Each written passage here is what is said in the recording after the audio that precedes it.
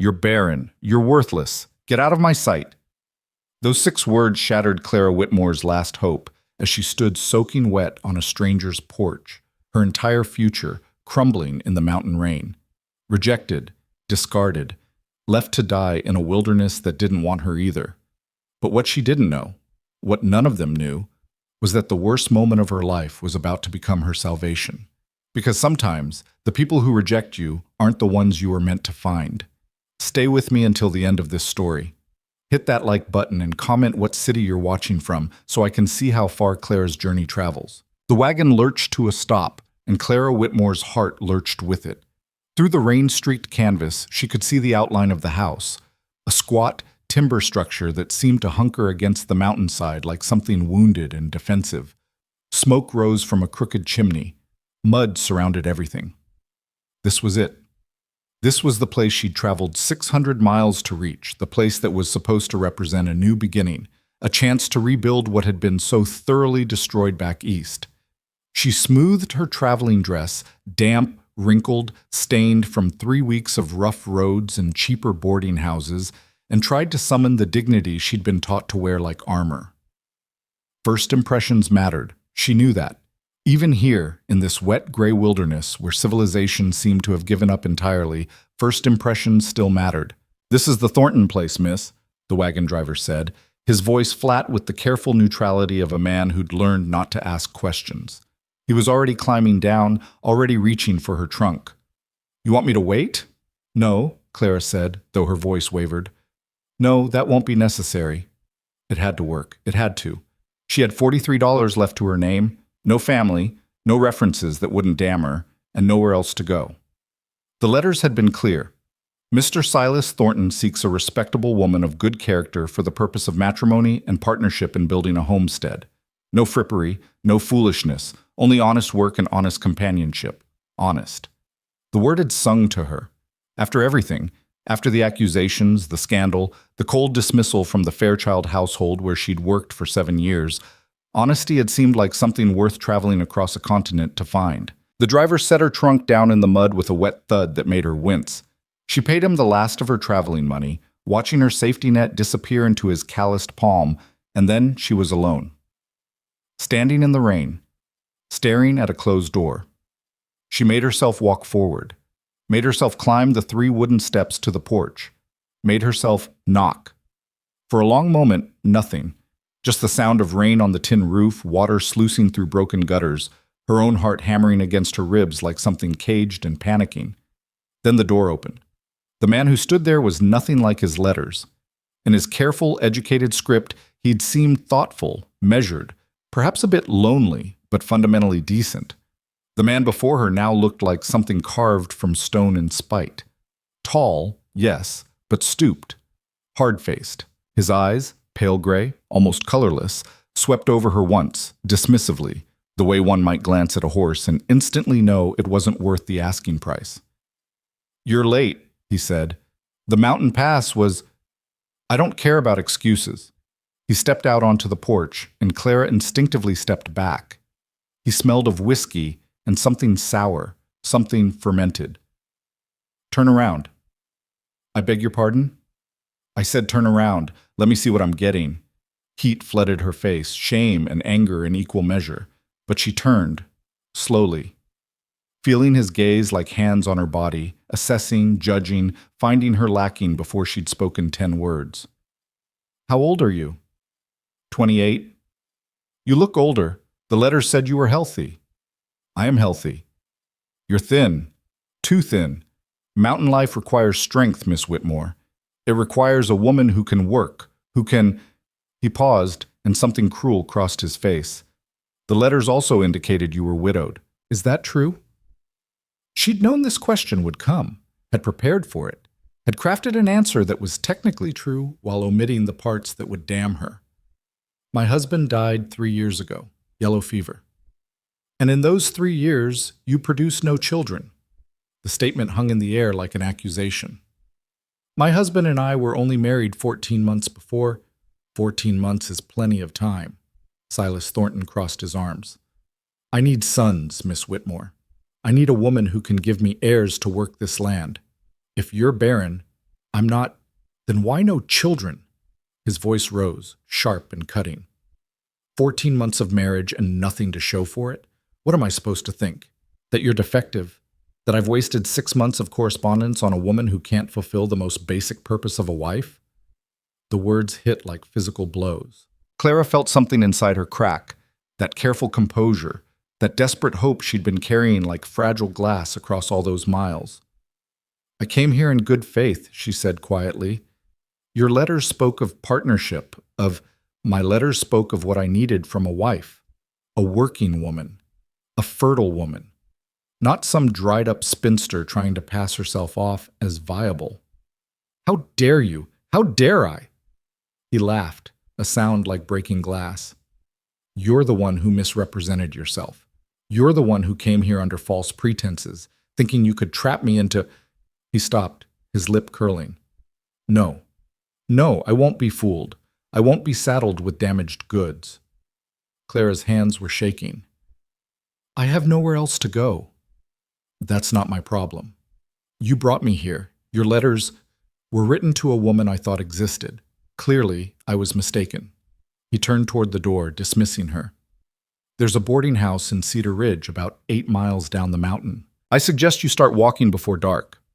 8 miles? In this rain? I'll never make it before... Again, not my problem. He paused at the threshold, looked back at her with something that might have been satisfaction. Consider this a lesson, Miss Whitmore. In the real world, women who can't fulfill their purpose have no value. You're barren, you're worthless. Get out of my sight. The door slammed. Clara stood there, staring at the closed door, her mind refusing to process what had just happened. This couldn't be real. This couldn't be how it ended. She'd traveled so far, given up everything, burned every bridge, spent every dollar, pinned every hope on those careful letters promising dignity and a fresh start. She raised her hand to knock again, but something stopped her. Pride, maybe. Or the sudden crushing understanding that there was nothing on the other side of that door worth begging for. Her trunk sat in the mud where the driver had left it. Clara stared at it, all her worldly possessions reduced to one battered case, and felt something give way inside her chest. Not a breaking. Worse. An emptying. A sense that everything she'd been holding together through sheer will had finally exhausted itself, and now there was just nothing. She should pick up the trunk, should start walking toward Cedar Ridge. 8 miles. In the rain. In the gathering dark. With no money for the boarding house, even if she made it. But she didn't move. Couldn't move. The rain soaked through her dress, plastered her hair to her skull, ran in cold rivulets down her spine. She barely felt it. Barely felt anything except the vast, yawning emptiness where her future used to be. Barren. Worthless. The words circled in her mind like carrion birds. Maybe he was right. Maybe there was something fundamentally broken inside her, something that made her unfit for the basic requirements of womanhood. Her husband had thought so, had said as much during those last bitter months before the fever took him, when their marriage had curdled into mutual resentment and cold silence. The Fairchilds had thought so too, when they'd believed the lies about stolen jewelry and dismissed her without a reference, destroying any chance she had of finding decent work. And now this. Rejected before she'd even crossed the threshold, cast out like trash. Clara looked at her trunk again, then at the dark line of forest rising beyond Thornton's property. The mountains pressed in on all sides, massive and indifferent, beautiful in a harsh way, beautiful and utterly uncaring about one woman's ruined life. She left the trunk where it sat, turned away from the house, and walked toward the trees. She had no plan, no destination. She just walked, her shoes squelching in the mud, her dress growing heavier with water, her hair coming loose from its pins to hang in wet ropes around her face. The rain fell harder. Thunder rumbled somewhere in the distance. She should turn back. Should at least try to make it to Cedar Ridge, should preserve some instinct for survival. But what was the point? The forest swallowed her. Pine and oak and undergrowth so thick it scraped at her dress, caught at her sleeves. The ground rose and fell unevenly. She stumbled, caught herself, kept walking. Her breath came in harsh gasps. Her legs burned. Still she walked. It was easier than thinking, easier than facing the magnitude of her failure, easier than acknowledging that she was completely, utterly alone in a world that had made it abundantly clear it had no use for her. She didn't know how long she walked. Time seemed to blur, measured only in the ache of her muscles and the growing cold as the temperature dropped. The light was failing. What little sky she could see through the canopy had turned from gray to charcoal. Clara's foot caught on a root. She went down hard, hands splaying in the mud. The breath knocked from her lungs. For a moment she just lay there, face down in the wet earth, and thought, "This is it. This is how it ends." Alone in the mud, rejected by everyone, too tired to stand back up. Maybe it was what she deserved. Maybe some people were meant to be cast aside. The rain kept falling. Night kept coming. And Clara Whitmore, who had once believed herself capable of surviving anything, felt the last of her strength drain into the indifferent ground beneath her. She didn't hear the footsteps approaching until they were almost on top of her. "Jesus Christ, miss, are you hurt?" The voice was rough, masculine, edged with genuine concern. Clara tried to lift her head but couldn't manage it. Exhaustion had her pinned like a butterfly to a board. Don't touch me," she managed to whisper, though she had no idea why. What did it matter now? "Can't do that, miss. Can't leave you out here." Strong hands gripped her arms, gently but firmly, lifting her from the mud. "Come on now. Let's get you up."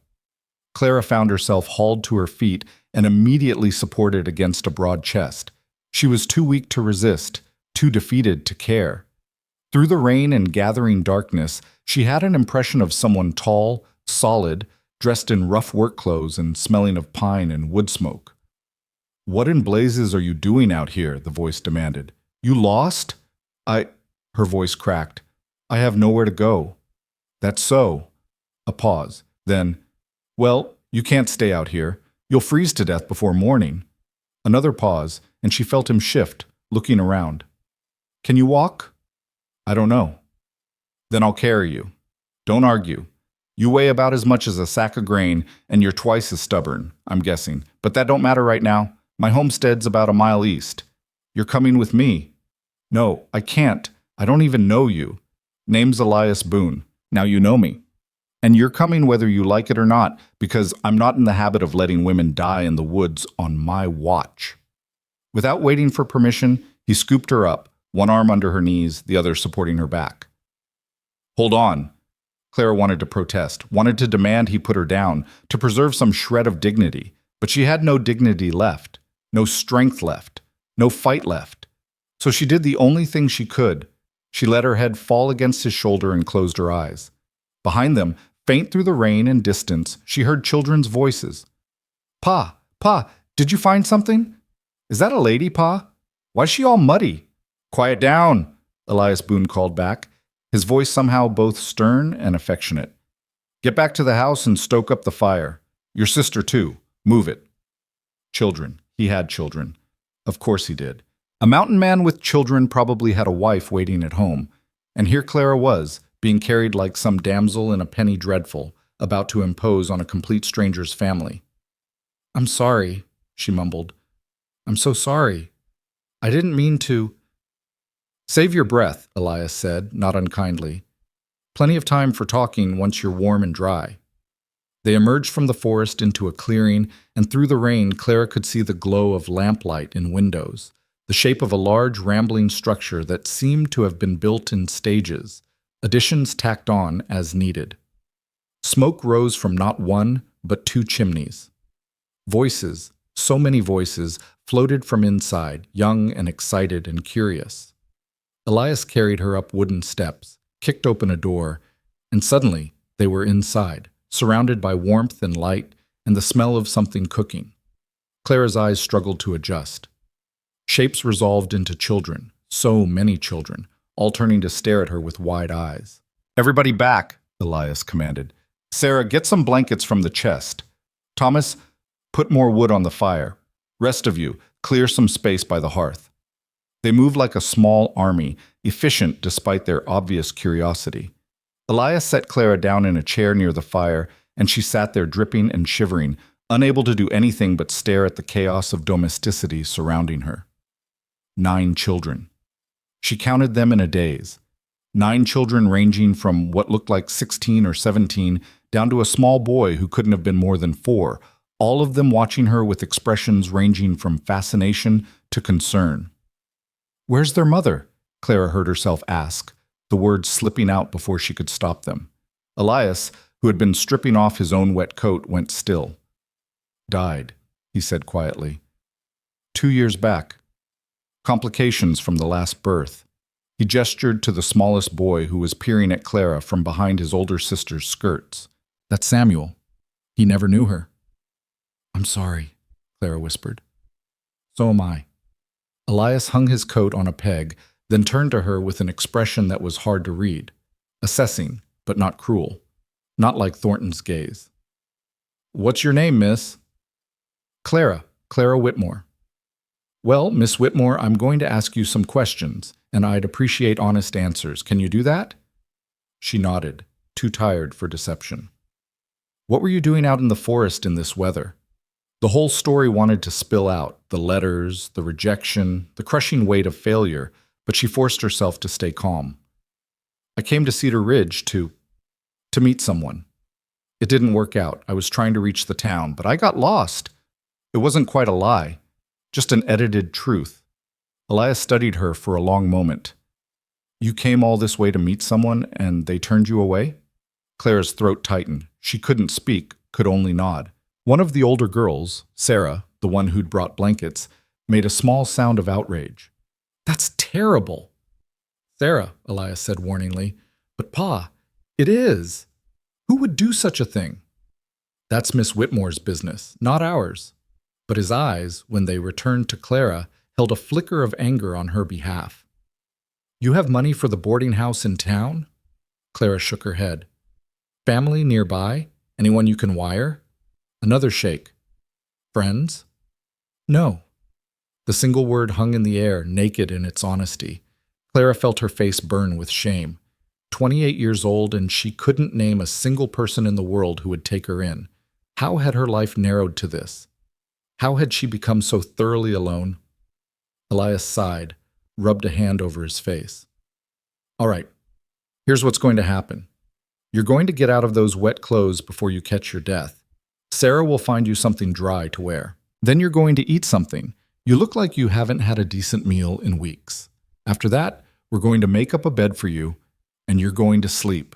Tomorrow, when you're rested and the rain stopped, we'll figure out what comes next. Understood?" Clara stared at him. You're letting me stay?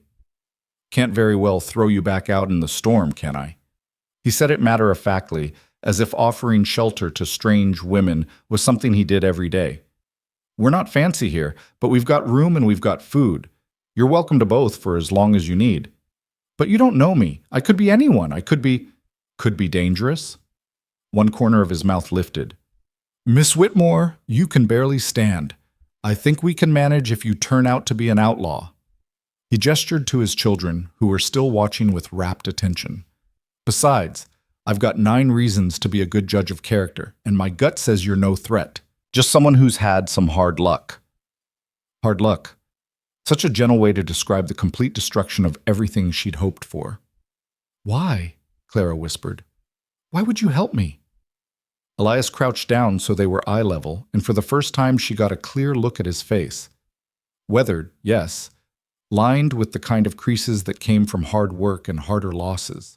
But his eyes, brown, flecked with gold in the firelight, held a steadiness that made something in her chest unknot slightly. "Because someone helped me once," he said simply. "When my Margaret died, and I had all these mouths to feed and no idea how to manage, the neighbors showed up, brought food, helped with the children, didn't ask for anything in return. They just showed up, because that's what people do out here. We take care of each other." He stood, offered her his hand. "So that's what I'm doing, taking care of someone who needs it. No strings, no expectations, just basic human decency." Clara looked at his outstretched hand, calloused, dirt under the nails, the hand of someone who worked with his body every day, and felt something break open inside her. Not the bitter breaking of earlier, something different, something that felt almost like hope, though she barely recognized it anymore. She took his hand. "Thank you," she managed, her voice thick with unshed tears. "Thank you." "Don't thank me yet," Elias said with a slight smile. "You haven't met the whole brood properly. They're loud, they're messy, and they ask about 1,000 questions before breakfast. You might be begging to leave by morning." But his words were warm, almost teasing, and the children were already pressing closer, their earlier shyness evaporating. "I'm Sarah," the oldest girl said, taking Clara's other hand. "I'm 16. Come on, let's get you into dry clothes before Pa has to carry you again. He's strong, but he's not as young as he used to be." "I heard that," Elias called after them as Sarah led Clara toward a curtained-off area in the back of the room. "You were meant to," Sarah called back, and Clara heard the affection in it, the easy banter of a family comfortable with each other. Behind the curtain, Sarah produced a simple dress of homespun cotton, too large, clearly made for someone taller and broader, but clean and dry. Clara's hands shook as she tried to work the buttons on her own ruined dress. "Here, let me," Sarah said gently, and began helping with the fastenings. "You're safe here, you know. My pa, he's a good man, the best man I know. He won't let anything bad happen to you." Clara wanted to believe that, wanted so desperately to believe that she'd stumbled into some pocket of goodness in a world that had shown her nothing but cruelty for so long. But she'd believed before, had trusted before, and every time it had ended in betrayal.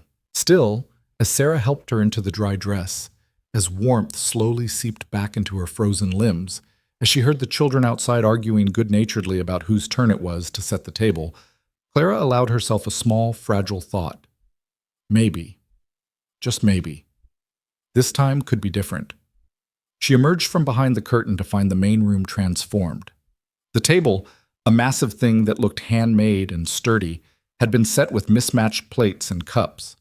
The children had organized themselves with practiced efficiency, the older ones helping the younger, everyone moving in a rhythm that spoke of long-established routine.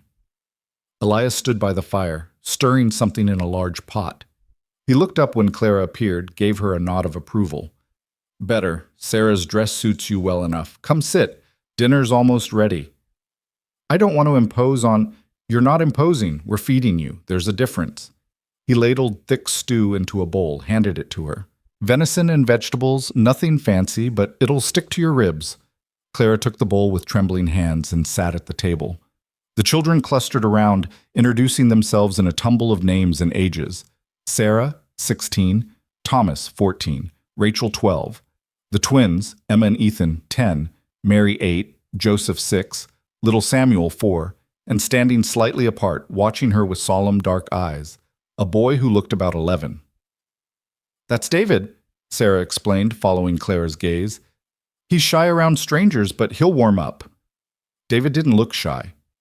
He looked wary, protective, like a young sentinel guarding something precious. Clara understood that look. She'd worn it herself often enough. "It's nice to meet you all," she managed, though the words felt inadequate. "Where are you from?" Rachel asked, bouncing slightly in her chair. "Rachel, let her eat first," Elias said.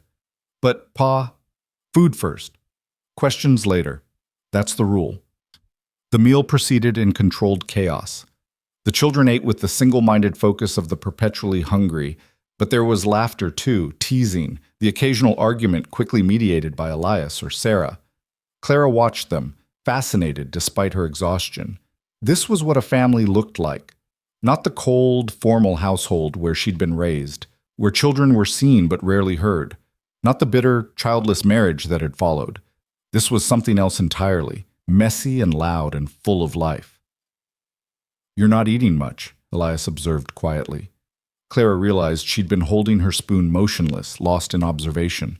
"I'm sorry, Nothing to apologize for, just concerned. You need to eat." She forced herself to take a bite, then another. The stew was simple but good, hearty and warming. Her stomach, which had been knotted for days, slowly began to relax. After dinner, the children cleared the table with the same efficient teamwork they'd shown earlier. The older ones washed dishes while the younger ones prepared for bed, disappearing behind various curtains and into side rooms that Clara hadn't noticed at first. The house was bigger than it had seemed from outside, a warren of additions and expansions, each room serving a purpose. We built on as we needed to, Elias explained, catching her looking around. Started with just 2 rooms, now we've got space for everyone, more or less. The boys share the loft, the girls have the back rooms, and I've got a small space off the kitchen. It's wonderful, Clara said and meant it. It's chaotic, but it's home. He gestured to a narrow door near the fireplace. That room there. It used to be Margaret's sewing room. Nobody's used it much since, well, it's got a bed and a chest. It's yours for as long as you need it. Clara's throat tightened. Mr. Boone, I can't possibly. You can and you will, and it's Elias. Mr. Boone was my father. He stood, moved toward the door, opened it to reveal a small, tidy space with a narrow bed, a chest of drawers, and a window overlooking the forest. There's extra blankets in the chest if you get cold. Privy's out back. One of the boys will show you in the morning. We get up early here, but you should sleep as long as you need. You look like you could use it. He was giving her an out, Clara realized, offering her privacy, space to fall apart if she needed to. The kindness of it nearly undid her. I don't know how to thank you, she whispered. Then don't. Just rest. Elias paused at the doorway. Whatever happened today, Miss Whitmore, Clara, whatever brought you to my forest looking like death itself, it's over now. You're safe here, I give you my word on that. And then he was gone, pulling the door closed behind him, leaving Clara alone in a small room that smelled faintly of lavender and old wood. She stood there for a long moment, listening to the sounds of the household settling for the night. Children's voices calling goodnight, footsteps overhead as the boys climbed to the loft, the creak and pop of the fire dying down, the rain still falling outside but somehow gentler now, less like an assault and more like a lullaby. Clara moved to the window, looked out at the dark forest. Somewhere out there, her trunk still sat in the mud outside Thornton's house. Her old life, such as it was, abandoned and already beginning to rot. She should feel devastated, should feel the weight of failure crushing her. But standing in this small, safe room, her stomach full for the first time in days, her body warming in borrowed clothes, listening to the sounds of a family settling into sleep around her, what Clara felt was something she hadn't expected. Relief. She was done running, done trying to fit herself into spaces that didn't want her, done apologizing for existing. If this was rock bottom, standing in a stranger's house wearing a dead woman's dress with nowhere to go and nothing to her name, then at least it was honest. At least here, she didn't have to pretend to be anything other than what she was, broken, alone, and desperate for a second chance. Clara climbed into the narrow bed, pulled the blankets up to her chin, and for the first time in months, she wept. Not the bitter, silent tears of shame and defeat. Real tears, cleansing tears, tears that carried away some of the poison she'd been holding inside. Tomorrow would bring new problems. Tomorrow she would have to figure out what came next, how to survive, where to go when Elias's charity inevitably ran out. But tonight she could rest. Tonight she was safe, and that was enough. Outside, the rain continued to fall, washing the mountains clean. And inside, in a house full of sleeping children and one exhausted, broken woman, something small and tentative began to take root. Not hope exactly. Not yet. But the possibility of hope. And sometimes that was all you needed to survive another day. Clara woke to the sound of chaos. Not frightening chaos. Not the kind that made her heart race with panic, but the organic, living chaos of a household coming to life. Footsteps thundered overhead. Voices called out, some cheerful, some irritated. Something metal clanged in what she assumed was the kitchen area. A child laughed, high and bright. Another child protested loudly about missing socks. For a moment, disoriented in the gray pre-dawn light filtering through the small window, Clara couldn't remember where she was. Then it came back in a rush, the rejection, the forest, the rain. Elias Boone carrying her through the storm like she weighed nothing at all. She sat up slowly, every muscle in her body protesting. The bed was narrow but surprisingly comfortable, the quilts heavy and warm. Someone, Sarah, probably, had left a basin of water on the chest of drawers, along with a cloth and a sliver of soap. The small kindness made Clara's throat tight. She washed her face and hands, trying to make herself presentable with limited resources. Her hair was a disaster, still damp and hopelessly tangled. She did her best to braid it, winding it into a simple plait that hung down her back. The borrowed dress hung loose on her frame. Sarah was both taller and better fed, but it was clean and whole, which was more than could be said for her own ruined traveling dress. Clara stood at the door for a long moment, hand on the latch, gathering courage. What was she supposed to do? How did one behave as an uninvited guest in a stranger's home? The rules of etiquette she'd been taught growing up certainly didn't cover this situation. Finally, she opened the door.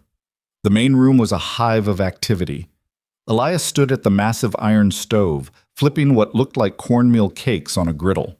Thomas was setting the table while Rachel corrected his placement of the forks. The twins were engaged in a whispered argument that seemed to involve a wooden toy horse. Little Samuel sat on the floor near the fire, playing with a set of carved animals. And Sarah moved through it all like a conductor managing an orchestra, reminding Joseph to wash his hands, checking that Mary had braided her hair properly, keeping everything flowing. No one noticed Clara at first. She stood in the doorway, watching this choreography of domestic life, feeling like an intruder witnessing something too intimate for outsiders. Then Samuel looked up, saw her, and announced loudly, "The lady's awake!" Every head turned, 9 pairs of eyes fixed on her, and Clara felt her face flush hot. "Good morning," she managed, her voice barely above a whisper. "Morning," Elias said, glancing over his shoulder with a brief smile. "You sleep all right?" "Yes. Thank you. I'm sorry, I should have been up earlier to help." "Help with what? You're a guest." He flipped another cornmeal cake with practiced efficiency. "Sarah, get Miss Whitmore a plate. Clara, sit down before you fall down. You still look half dead." It wasn't the most flattering assessment, but Clara appreciated the bluntness. She made her way to the table, acutely aware of the children's curious stares, and sat in the chair Sarah indicated. "Do you like honey?" Sarah asked, setting a plate in front of her. "We have honey from our own hives. Thomas manages them. He's got a way with bees that's almost unnatural." Thomas, who was probably 14 in all sharp angles and self-consciousness, turned red. "They're just bees, Sarah. They're not complicated." "They sting everyone else," Rachel pointed out. "They don't sting you. That's definitely unnatural." "Maybe I'm sweet enough they don't want to waste their venom," Thomas shot back, and his siblings groaned in unison. "That was terrible," Emma announced. "That was worse than terrible," Ethan agreed. "That was tragically bad." Clara found herself smiling despite everything. The easy teasing, the casual affection. It was so foreign to her own upbringing, where children had been expected to speak only when spoken to, and mealtimes had been silent, formal affairs. Elias brought a platter of cornmeal cakes to the table, along with a jar of honey and what looked like butter churned fresh. "All right, animals, settle down. Miss Whitmore probably thinks we were raised by wolves." "Were we?" Little Samuel asked seriously. "No, Sam, we were not raised by wolves." "But Mama used to say we acted like wolves sometimes," Mary offered helpfully. Something flickered across Elias's face. Grief, maybe, or fond remembrance. But it passed quickly. "Your mama said a lot of things, most of them true. Now eat before it gets cold."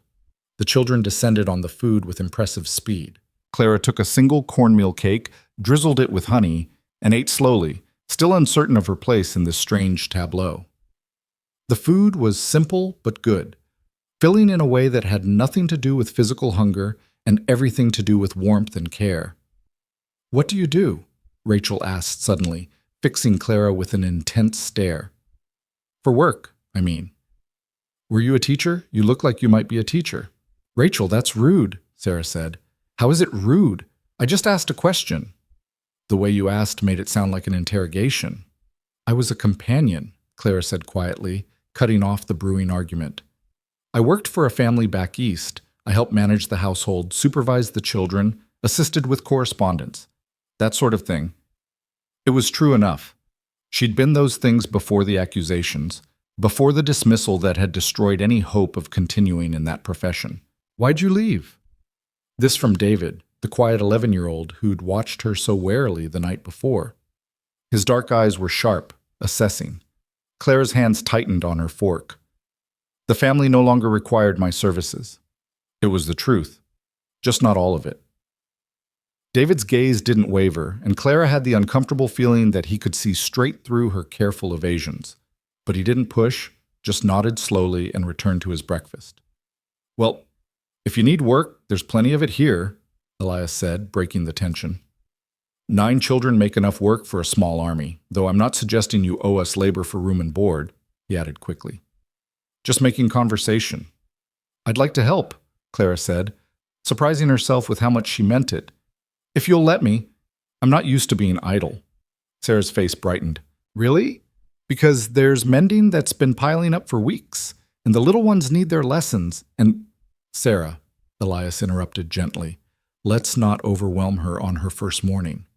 "I'm not overwhelmed," Clara said, and realized it was true. The prospect of useful work, of having a purpose even if temporary, felt like a lifeline. "I'd be grateful for something to do." "Truly."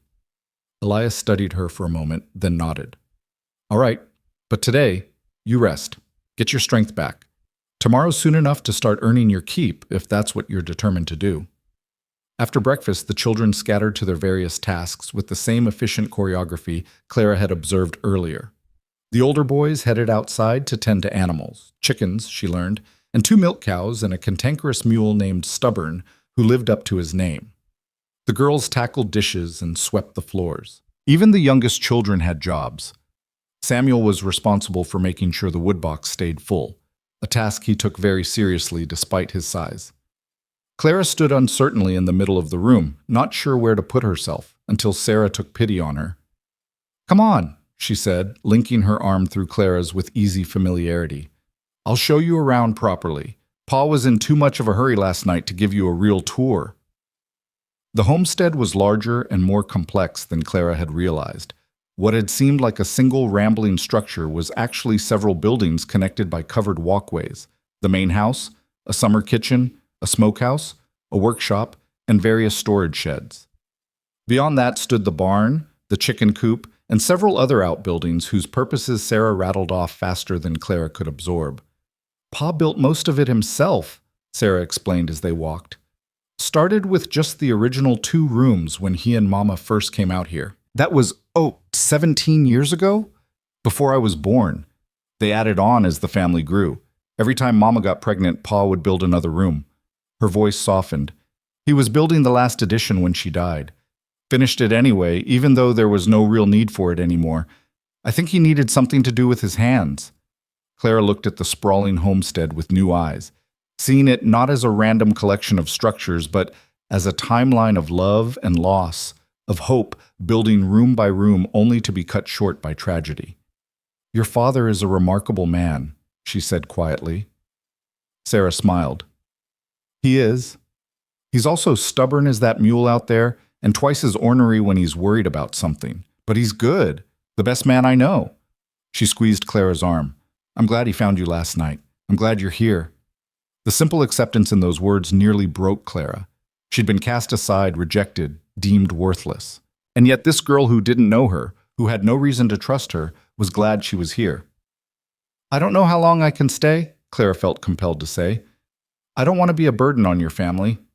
"You're not a burden, and honestly," Sarah lowered her voice, glancing around to make sure they were alone, "it's nice having another woman around. I love my brothers and my pa, but sometimes I just want to talk to someone who understands things from a female perspective, you know? The little ones need that too. They barely remember Mama. Mary was only 6 when she died, and Samuel never knew her at all. The weight of that, of children growing up without a mother, of a teenage girl trying to fill shoes too large for anyone to wear comfortably, settled on Clara's shoulders like a physical thing. "I'll help however I can," she promised, "for as long as I'm here." They completed the tour and returned to the house to find Elias in the workshop, a separate structure filled with tools and half-finished projects. He was working on what looked like a chair, planing wood with long, smooth strokes that sent curls of shaving spiraling to the floor. "Getting the grand tour?" he asked without looking up. "Sarah's been very thorough," Clara said. "Sarah knows everything there is to know about this place. Could run it herself if she had to." Pride colored his voice. "Though I hope she never has to. She deserves a life beyond this mountain." "Pa," Sarah protested, but she was smiling. Elias finally looked up, his gaze settling on Clara with that same assessing quality she'd noticed the night before. Not cruel like Thornton's assessment, not invasive, just present, like he was actually seeing her, taking her measure as a person rather than a potential commodity. "You feeling better this morning?" he asked. "Yes, much better, thank you." "Good, because I need to talk to you about practical matters, and I'd rather do it when you're clear-headed." He set down his plane, brushed wood shavings from his hands. "Sarah, go check on the little ones, will you? Make sure they're not terrorizing the chickens again." Sarah left with a knowing look, and Clara was alone with Elias in the workshop. Suddenly the space felt smaller, more intimate. She clasped her hands in front of her, trying to project a confidence she didn't feel. "I won't throw you out," Elias said bluntly, before she could speak. "Want to make that clear right away. You're welcome to stay as long as you need, but I'm guessing you've got questions about how this works, and I've got some questions of my own, so let's just talk plainly. Agreed?" Clara nodded, grateful for his directness. "First question, do you have anywhere else to go? Anyone who might take you in?" "No." "Family? Even distant?" "My parents are dead. I was an only child. My husband's family disowned me after he died." The words came easier than she expected, maybe because Elias's expression remained neutral, non-judgmental. "There's no one." "All right. Second question. Are you running from the law? I need to know if I'm likely to wake up to a sheriff on my doorstep." "No, I've committed no crimes." "You sure about that? Because sometimes what people think is a crime and what actually is a crime don't match up." Clara's mind flashed to the Fairchilds, to the missing jewelry, to the accusations that had followed her like a stain. "I was accused of theft. I was innocent, but I couldn't prove it. I was dismissed without references. That's why I—" She faltered, unsure how much to reveal. "Why you came west looking for a fresh start," Elias finished. "Fair enough. A lot of people out here are running from something. Long as it's not murder or worse, I don't much care what's in your past." "It's not murder," Clara said quickly. Didn't think it was. "You don't have the look of a murderer." His mouth quirked. "You've got the look of someone who's been beaten down by the world and is trying real hard not to show it. I know that look. Seen it in the mirror a time or two." The unexpected empathy in his words made Clara's eyes sting. She blinked hard, refusing to cry again. She'd done enough crying. "Third question," Elias continued. "What do you want? Not what you think you should want or what someone else told you to want. What do you actually want for yourself?" No one had ever asked her that before. Not her parents, not her husband, not the Fairchilds. The question hung in the air between them, enormous and impossible. "I don't know," Clara admitted. "I thought I wanted security, respectability, a place where I belonged, but I'm starting to think maybe I just wanted to stop being afraid all the time." Elias nodded slowly, as if this made perfect sense. "Fear's exhausting. I get that. Well, here's what I can offer, a safe place to figure it out. You can stay here, help with the children if you want to earn your keep, and when you're ready to move on, whether that's next week or next year, you can go with my blessing and enough money to get you started somewhere else. How's that sound?" "It sounds too generous," Clara said honestly. "Why would you do that for a stranger?" "Because I've been desperate," Elias said simply. "Because I know what it's like to have the world fall apart around you and to need someone to just show up. And because my children need more than I can give them alone. If you can provide that, even for a little while, then we're helping each other. It's not charity. It's practical." Clara studied his face, looking for the trap, the hidden expectation, the thing that would turn this unexpected kindness into something ugly. But all she saw was a tired man trying to raise 9 children alone, offering what help he could in the hope of receiving some in return. "I'll stay," she heard herself say. "For now, and I'll help however I can." "Good." Elias picked up his plane again, returned to his work. "Fair warning, it's going to be chaos. These children are loud and messy, and they'll test you in ways you can't imagine. But they're good kids. Give them a chance, and they'll surprise you." "I think they already have," Clara murmured. The days that followed developed a rhythm that surprised Clara with its comfort. She woke each morning to the sound of the household coming to life and fell into bed each night exhausted but satisfied. The work was endless.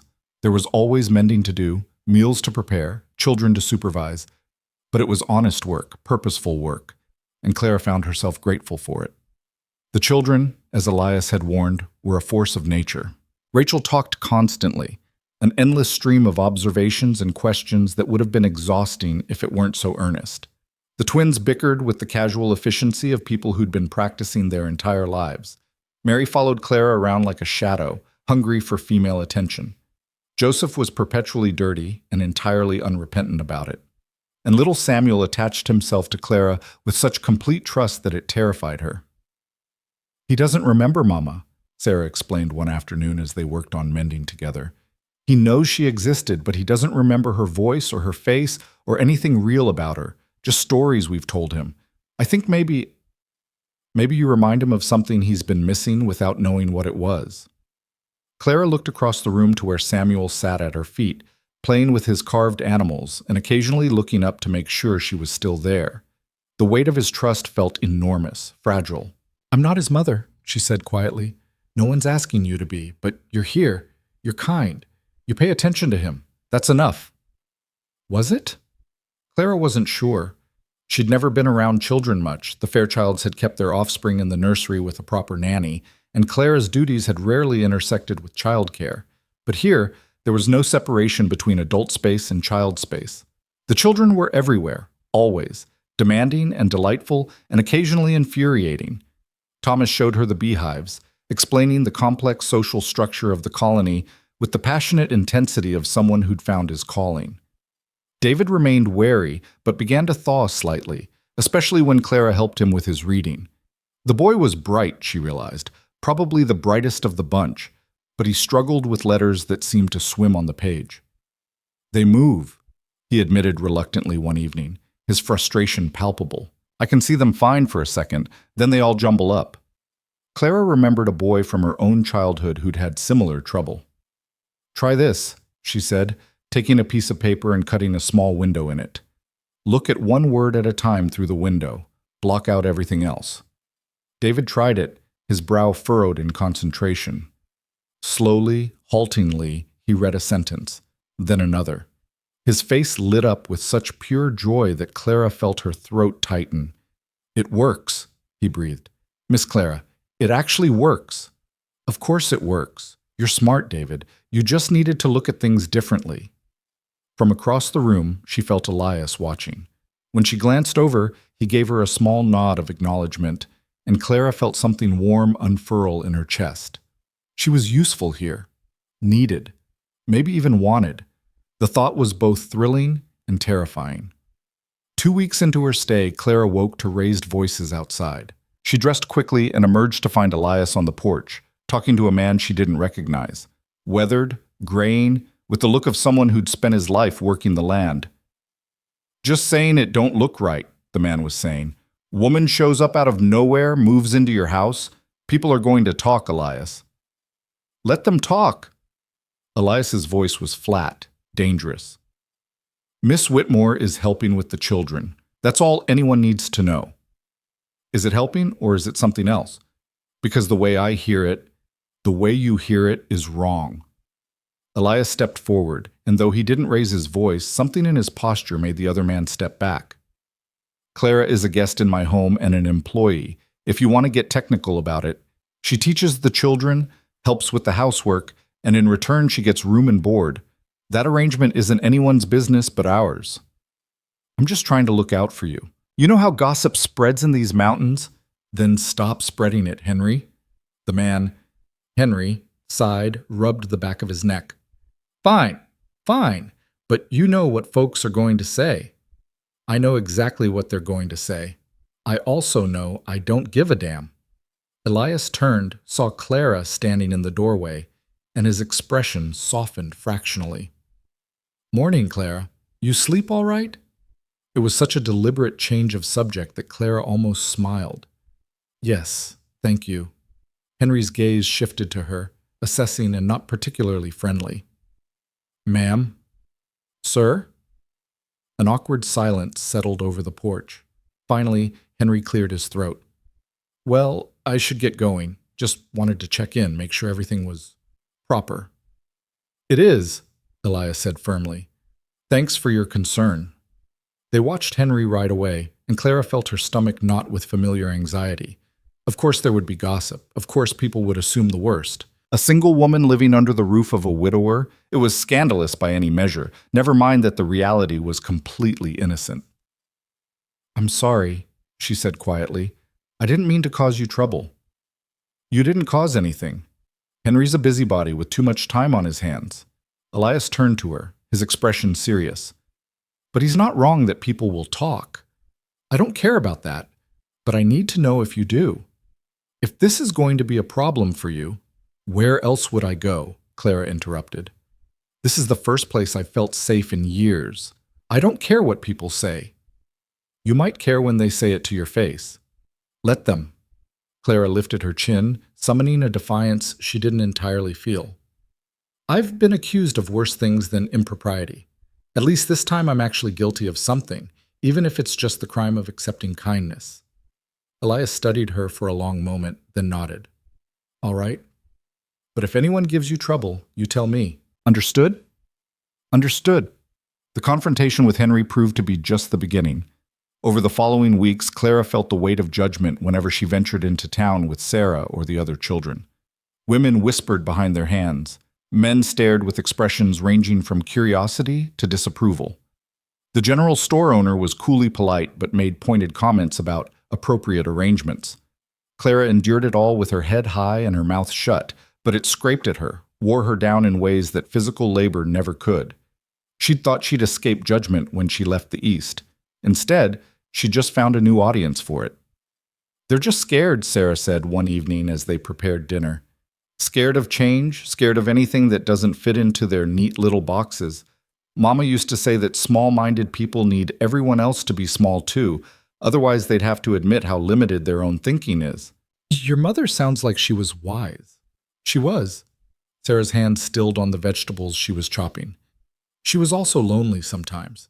Being different is hard, even when you know you're right. Clara thought about that as she worked. About loneliness.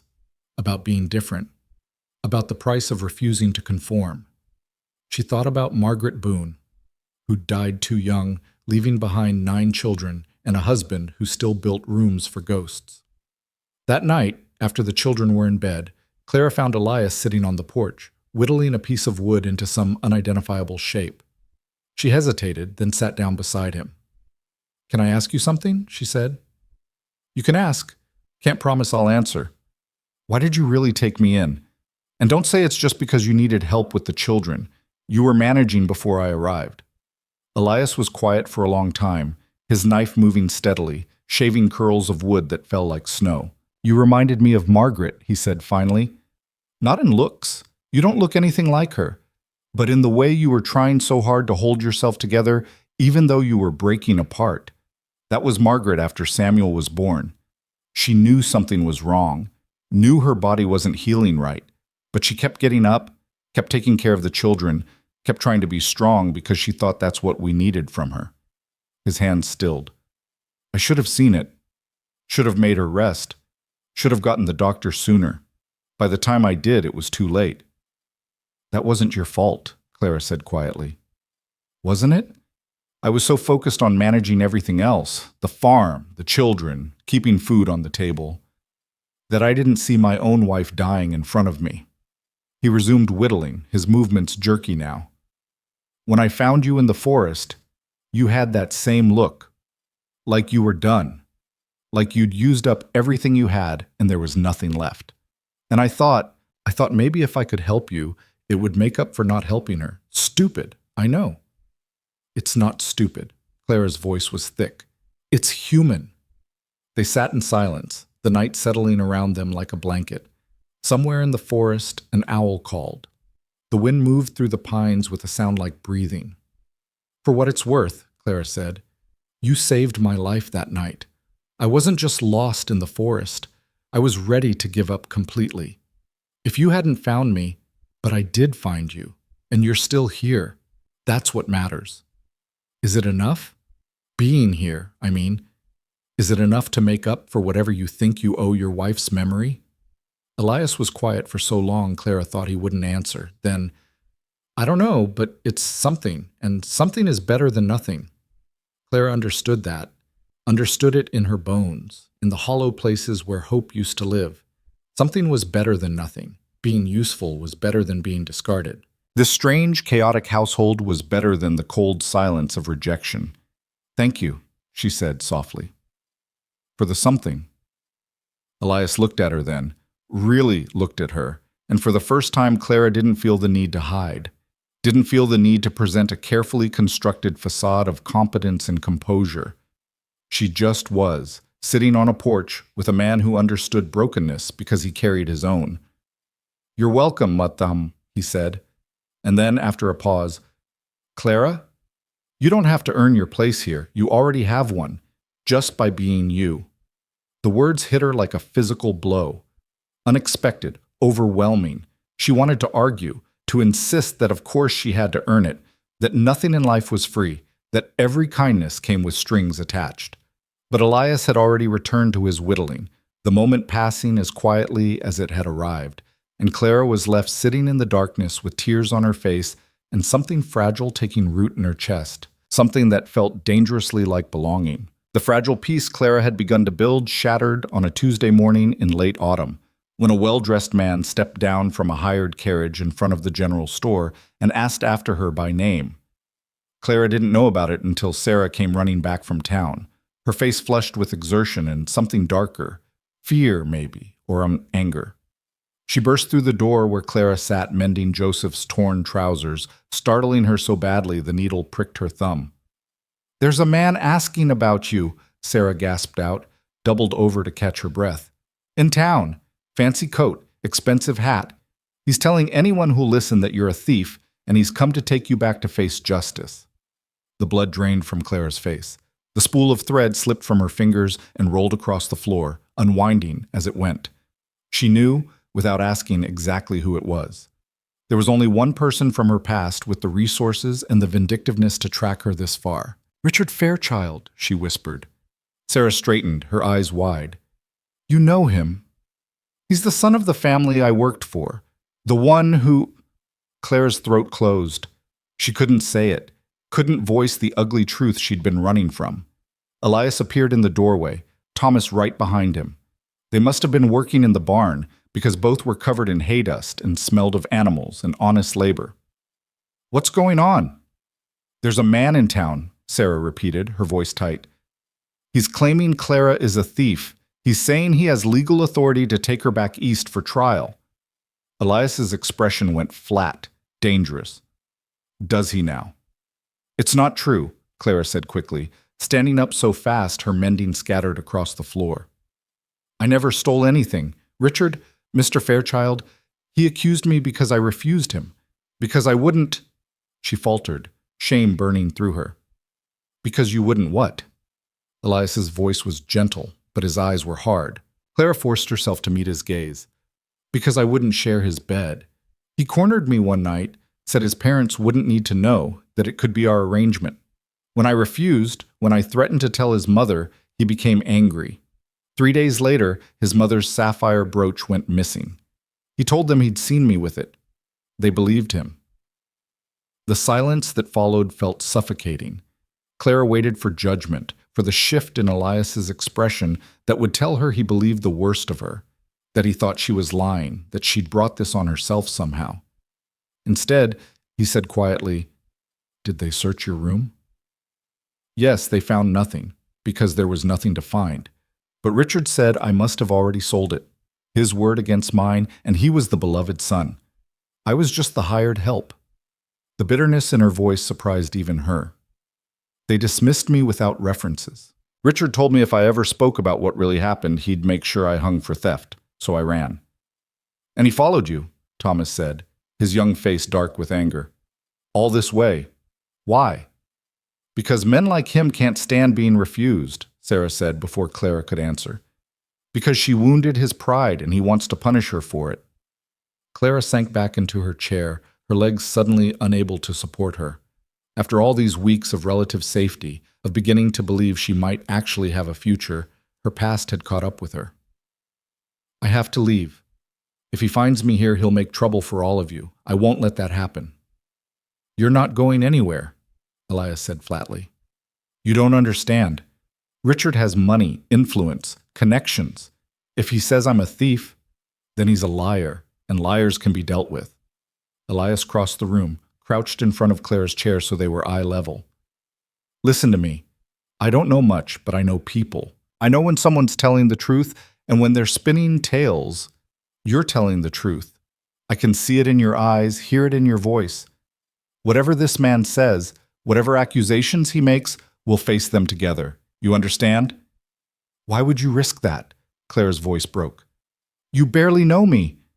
I know enough, and I'm not in the habit of letting bullies win. He stood, turned to Thomas and Sarah. Spread the word to your brothers and sisters. No one talks to this Fairchild man. No one tells him anything about Clara or this family.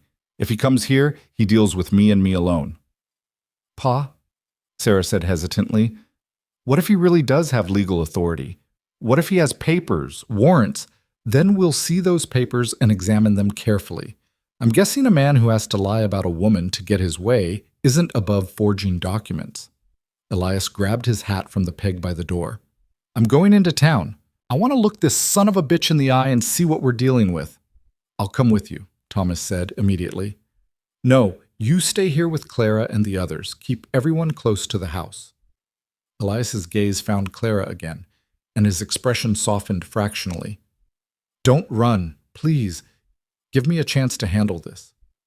Clara wanted to argue, wanted to insist that running was the only sensible option, that staying would only bring disaster down on this family that had shown her nothing but kindness. But the look in Elias's eyes stopped her, determined, protective, almost fierce. All right, she whispered. I'll stay. After Elias left, the house felt charged with tension. The children picked up on it immediately, the younger ones growing quiet and clingy, the older ones hovering near windows as if watching for threats. Clara tried to maintain normalcy, setting the little ones to simple tasks, but her hands shook as she worked, and her mind raced with terrible possibilities. Richard Fairchild here in these mountains spreading poison about her. She could see it so clearly, his handsome face arranged in concerned sympathy as he told lies about poor, desperate Clara Whitmore who'd betrayed the family's trust. People would believe him. Why wouldn't they? He had money and breeding and the kind of confidence that came from never being told no. Tell us about him, David said suddenly. He'd been sitting in the corner, supposedly reading, but Clara realized now he'd been watching her the whole time. This man who's after you, tell us everything. David, Sarah started, but Clara held up a hand. No, he's right. You should know what we're facing. She set down the shirt she'd been pretending to mend and gathered her thoughts. Richard Fairchild is 26 years old. He's the only son of a wealthy shipping family in Boston. He's charming when he wants to be, educated, well-connected. He's also cruel in ways that don't leave visible marks. You said he cornered you, Rachel said, her face pale. What did he do? Clara hesitated, unsure how much to share with children, but their faces were serious, expectant. They deserved the truth. He tried to force himself on me. I fought him off. Hurt him, actually. Scratched his face badly enough to leave marks. That's probably what made him so angry. I damaged his pretty face and his pride in one night. Good, David said fiercely. I hope it's scarred. David! Sarah looked shocked. What? He tried to hurt Miss Clara. He deserves worse than scratches. Clara felt something warm bloom in her chest, despite her fear. These children, who barely knew her, who had no reason to take her side, they believed her. They were ready to defend her. The problem is proof, Thomas said, his voice thoughtful beyond his years. It's his word against yours, and he's got all the advantages. Money, position, being a man. We need something that makes people doubt his story. Like what? Mary asked. I don't know yet, but there's got to be something. People like him, they usually have other victims. Other people they've hurt. Thomas looked at Clara. Were there others? Other women in the household he bothered? Clara thought back, sifting through memories she'd tried to bury. There was a parlor maid, Annie. She left suddenly right before I started. The housekeeper said she'd stolen silver, but Clara's eyes widened. She said Annie had refused to explain herself. had just taken her things and left without even collecting her final wages. At the time, I thought it was suspicious, but I was new and didn't want to make waves. Bet she had the same thing happen, David said darkly. Bet he tried the same trick with her. Even if that's true, how does it help us? Sarah asked. We can't find this Annie, and even if we could, her word wouldn't count for much either. They were still debating possibilities when Elias returned 2 hours later, his face grim. He gathered everyone in the main room, even the smallest children, and Clara's stomach dropped at his expression. I met him, Elias said without preamble. Richard Fairchild. He's staying at the boarding house, and he's already filed a complaint with the territorial marshal. Says Clara stole jewelry worth $500 and fled to avoid prosecution. He's got papers, legal-looking ones anyway, claiming he's authorized to take her back to Boston for trial. Clara felt the floor tilt beneath her. Then it's over. It's not over. Those papers aren't worth the ink they're written in. I had the town clerk look at them. They're not official warrants, just civil complaints. Fairchild's trying to make them sound more serious than they are. Elias's jaw tightened. But he's smart. He's already got half the town believing his version, tells a good story, presents himself well. Without proof of your innocence, this could get ugly. What kind of ugly? Thomas asked. The kind where people decide frontier justice is faster than waiting for territorial courts. The kind where innocent people get hurt because a mob gets worked up. Elias looked at Clara. He's demanding the marshal arrest you. Marshal Thompson's a decent man, but he's under pressure. He's given us 24 hours to present evidence in your defense, or he'll have to take you into custody. 24 hours, Clara repeated numbly. How am I supposed to prove something didn't happen? I can't produce jewelry I never stole. No, but we can expose Fairchild for what he is. Elias pulled out a chair, sat down heavily. I did some digging while I was in town, asked around about his story, looked for holes in it, found a few interesting things. Like what? Sarah leaned forward eagerly. Like the fact that he claims the theft happened 4 months ago, but he only just now came looking for you. If you'd really stolen $500 worth of jewelry, why wait so long to chase you down? Why not report it immediately? Send the law after you right away. Clara hadn't thought of that. He said he wanted to handle it quietly, that he didn't want to embarrass his family with a public scandal. Convenient excuse, but it doesn't hold up. If he was so worried about scandal, why is he making a public spectacle now? Why broadcast your supposed crime all over Cedar Ridge? Elias tapped his fingers on the table, thinking. There's something else, too. I asked him directly if he'd reported the theft to the Boston police. He got flustered, said it was a private matter. But if there's no official police report, how can he have legal authority to extradite you? He's bluffing, Thomas said slowly. He's counting on everyone being intimidated by his fancy papers and his big words. That's what I think. But proving it is another matter. Elias looked around the table at his children, at Clara. We need to make people doubt him. Make them question why a wealthy man would travel across the country for a crime he never officially reported. Make them wonder what else he might be lying about. How? Clara asked. By telling your side. Publicly. Elias held up a hand before Clara could protest. I know it's terrifying. I know you've been hiding this for months. But if you stay silent, Fairchild controls the narrative. You have to speak up. No one will believe me. They'll say I'm making excuses, that I'm a scorned woman trying to sully a good man's reputation. Maybe some will say that, but some won't. There are good people in this town, Clara. People who've seen how you are with my children, how you carry yourself. Henry might gossip, but his wife Martha has a sharp mind, and she doesn't suffer fools. The general store owner might be cold, but his daughter has been watching how you treat the little ones with kindness. You've been building credibility here without realizing it. Sarah grabbed Clara's hand. Pa's right. People have seen you, really seen you. Not everyone will believe Fairchild just because he's rich and well-spoken. Clara wanted to believe them, wanted desperately to think that truth and character would win out over money and influence. But she'd been disappointed too many times, betrayed too often by systems designed to protect men like Richard at the expense of women like her. What if I speak up and it makes things worse? She whispered. What if they arrest me anyway, and then you're all associated with a known thief? Your children will suffer for taking my side. Let us worry about that, Elias said firmly. You just worry about finding your courage. That night, Clara couldn't sleep. She lay in her small room listening to the house settle around her, to the breathing of children in nearby rooms, to the wind moving through the pines. Tomorrow, she would have to face Richard Fairchild, would have to stand up in front of the town and call him a liar, and worse. Would have to risk everything on the hope that people would believe a friendless woman over a wealthy man. She was terrified. But she was also angry. Angrier than she'd been in months, maybe years. Angry at Richard for pursuing her this far, for not being content with ruining her life once but needing to do it again. Angry at the system that gave him such power. Angry at herself for running in the first place instead of fighting back. A soft knock on her door made her sit up. "Yes?" "It's me." Elias's voice came through the wood. "Can I come in?" Clara pulled a shawl around her shoulders. "Yes." He entered, carrying a lantern that cast warm, flickering light across the small space. He looked tired, lines deep around his eyes, but his expression was kind. "Couldn't sleep either?" he asked. "No, too much to think about." Elias sat on the edge of the bed, a gesture that should have been improper, but somehow wasn't, not in the quiet darkness with the weight of tomorrow pressing down on them both. "I want to tell you something about Margaret." Clara waited, sensing this was important.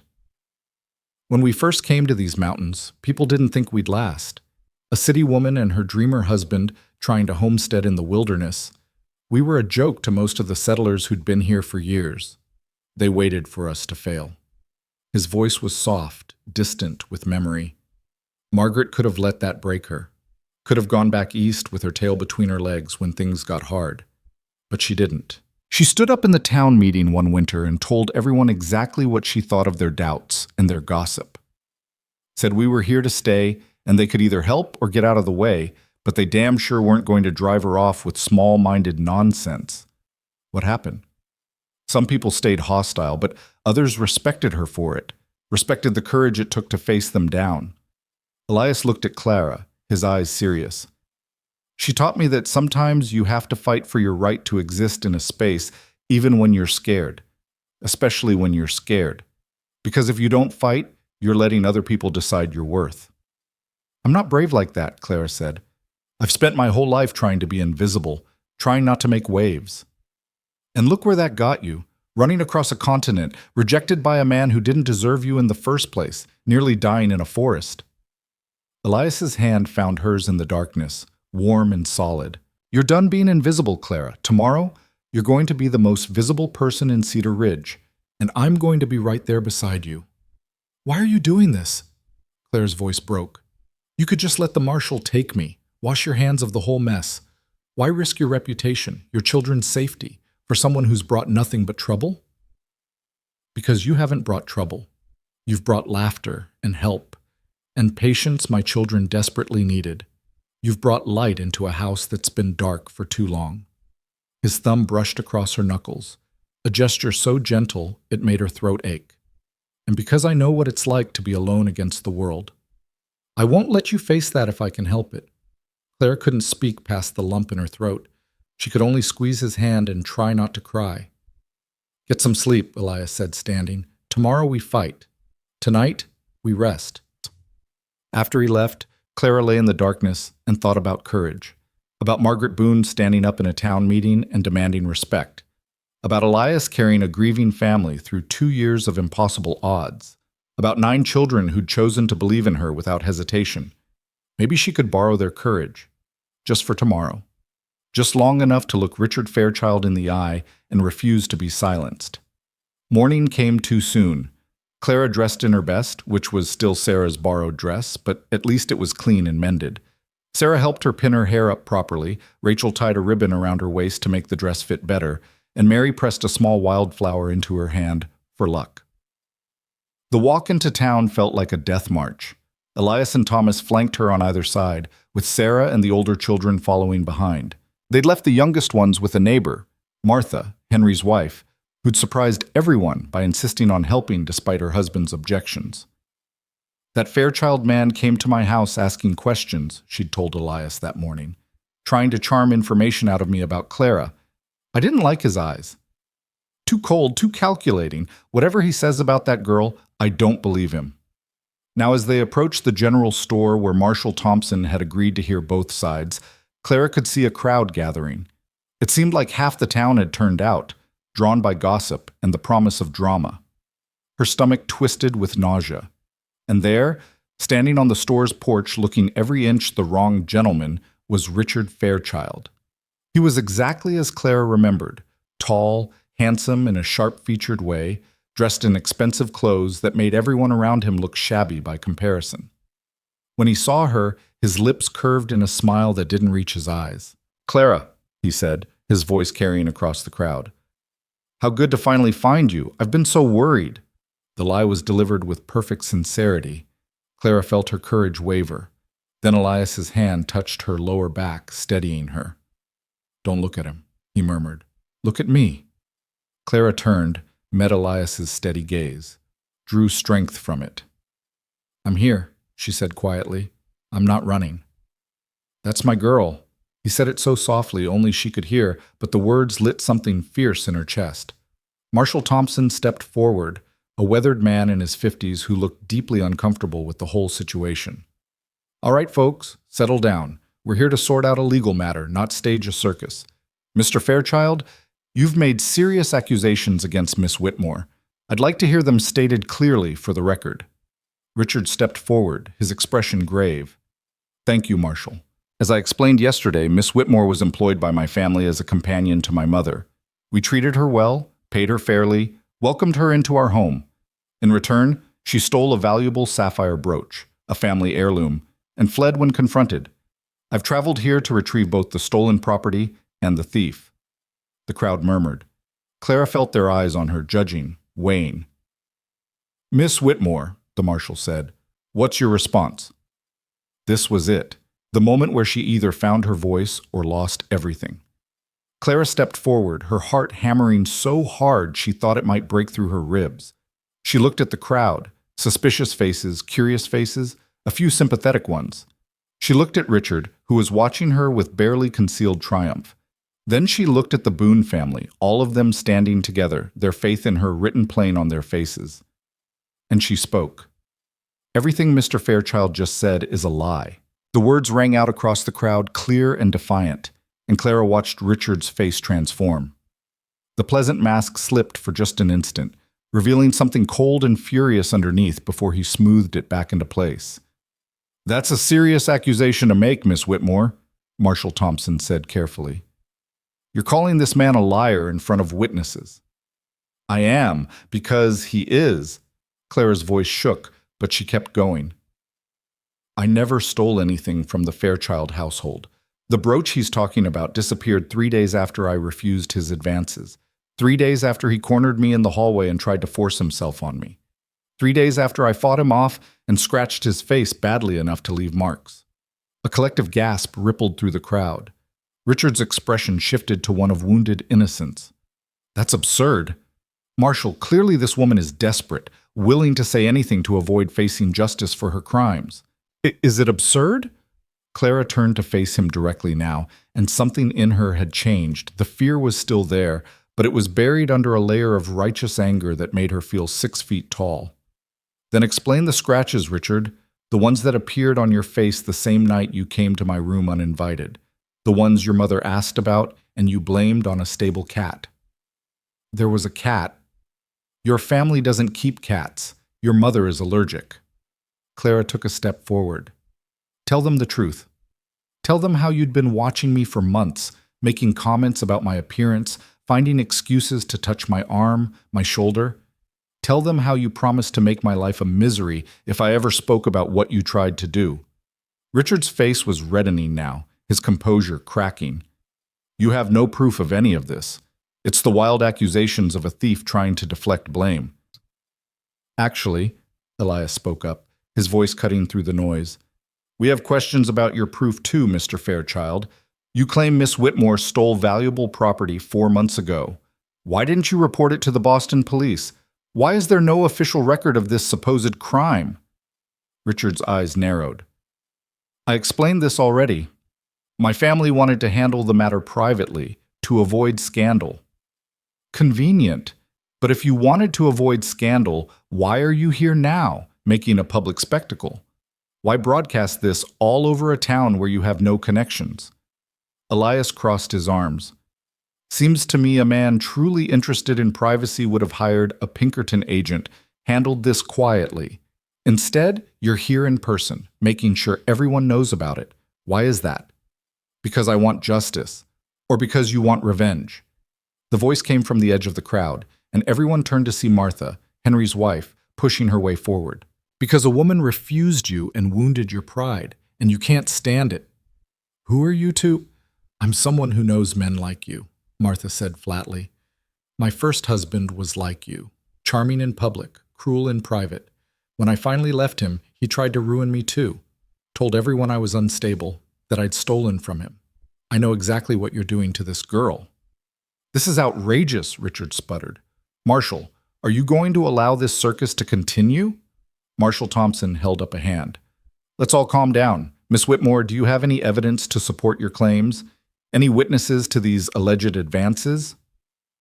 Clara's heart sank. This was the weak point, the place where her story would fall apart. No, he was careful. He only approached me when we were alone, when there was no one to... I saw him. Every head swiveled toward the new voice.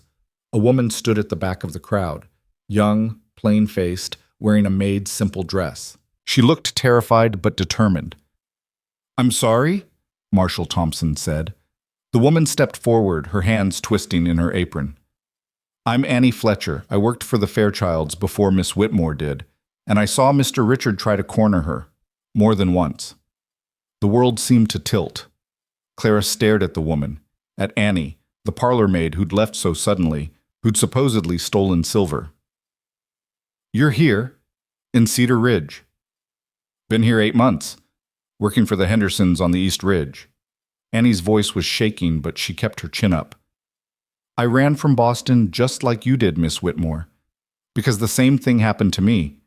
Mr. Richard made advances, I refused, and suddenly the family silver went missing. They blamed me, and I knew no one would believe my word over his, so I ran. Richard's face had gone white. This woman is clearly in league with Miss Whitmore, concocting a story to... In league? Annie let out a bitter laugh. I didn't even know she was here until yesterday when your fancy self started asking around about her. Soon as I heard the name Clara Whitmore and heard you spinning the same lies you told about me, I knew I had to speak up. This proves nothing, Richard said, but his voice had lost its confident edge. 2 women who both fled under suspicious circumstances now working together to slander me. If anything, it proves a pattern of criminal behavior. Or it proves a pattern of predatory behavior on your part, Elias said coldly. 2 different women, same story, same accusations of theft after refusing your advances. That's not coincidence. Marshall Thompson was looking increasingly uncomfortable. Mr. Fairchild, I have to say, this is starting to look less clear-cut than you presented. If there's a pattern here, there's no pattern except criminality. But Richard's hands had curled into fists at his sides, and Clara recognized that gesture. He was losing control the same way he'd lost control that night in the hallway when she'd refused him. These women are liars and thieves, and I demand— You demand? Sarah's voice cut across his, young and fierce. Who are you to demand anything here? You come to our town, spread lies about a good woman, wave papers that aren't even real warrants, and expect us all to bow down because you've got money and nice clothes. We're not impressed. Sarah, the marshal warned, but there was something like approval in his eyes. No, let her speak, Elias said. My daughter has more sense than most adults I know. Sarah stepped forward, standing beside Clara. I've lived with Miss Whitmore for weeks now. I've watched her with my brothers and sisters.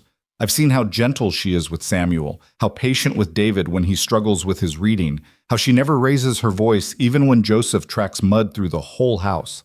That's not a thief. That's not someone cruel or dishonest. That's someone good. One by one, the other Boone children moved forward, forming a line beside Clara. Thomas, tall and protective. Rachel, her face set in stubborn determination. The twins, holding hands. Even little Mary, who looked scared but stood her ground. She reads to us every night, Mary said in her small voice. She doesn't have to, but she does. She makes the voices different for each character and everything. She fixed the problem with my letters swimming around, David added. No one else even tried to understand. They just said I was lazy. But she understood. Clara felt tears burning at the back of her eyes. These children, defending her in front of the whole town. These children who barely knew her a month ago, now standing as her shield against the man who'd tried to destroy her. This is absurd, Richard said, but he was looking around now, seeing the crowd's mood shifting. Children's testimony is meaningless. They're obviously coached. Coached?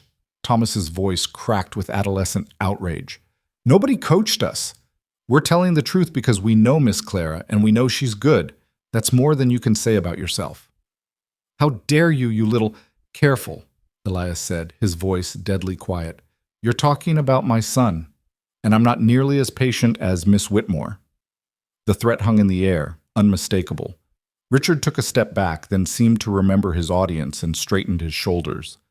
Marshal, I came here with legitimate legal complaints. I have documentation that's not worth the paper it's printed on, the town clerk spoke up. He'd been watching from the sidelines, but now he stepped forward. I examined those papers yesterday, Mr. Fairchild. They're civil complaints, not criminal warrants. You have no legal authority to demand Miss Whitmore's arrest or extradition. At best, you could file a civil suit, which would take months to process through territorial courts. Richard's jaw worked. Then I'll file a suit. I'll see her— On what grounds? The clerk continued. You'd need evidence that a crime occurred, real evidence, not just accusations. Can you prove the brooch existed? Can you prove it was stolen rather than misplaced? Can you prove Miss Whitmore took it? My mother's testimony, Jahan. Your mother isn't here. And even if she were, proving a crime occurred and proving who committed it are two different things. The clerk adjusted his spectacles. Frankly, Mr. Fairchild, your case is flimsy at best. Add in Miss Fletcher's testimony about a similar situation, and any judge would have reasonable doubt about your claims. Clara watched Richard's face cycle through emotions. Anger, frustration, calculation. He was realizing he'd lost. The town wasn't going to hand her over. The marshal wasn't going to arrest her. His carefully constructed revenge was crumbling. This isn't over, he said, turning to Clara with undisguised hatred. You think you can hide in these mountains, but I'll find a way to make you pay for embarrassing me. There it is, Martha said loudly. Right there. That's what this is really about. Not stolen jewelry. Not justice. Just a man's wounded pride because a woman told him no. The murmurs from the crowd were growing louder now, and they weren't sympathetic to Richard. People were looking at him differently, seeing past the expensive clothes and polished manners to the ugliness underneath. Marshal Thompson cleared his throat. Mr. Fairchild, based on what I've heard today, I don't have grounds to arrest Miss Whitmore. If you want to pursue this legally, you'll need to file through proper channels. But I'd advise you to think carefully about that. False accusations carry penalties too. False accusations? Richard's voice rose. You're taking the word of servants and children over mine. I'm taking the word of people who live here, who I know, who have no reason to lie, the marshal said firmly. You're a stranger making claims you can't substantiate.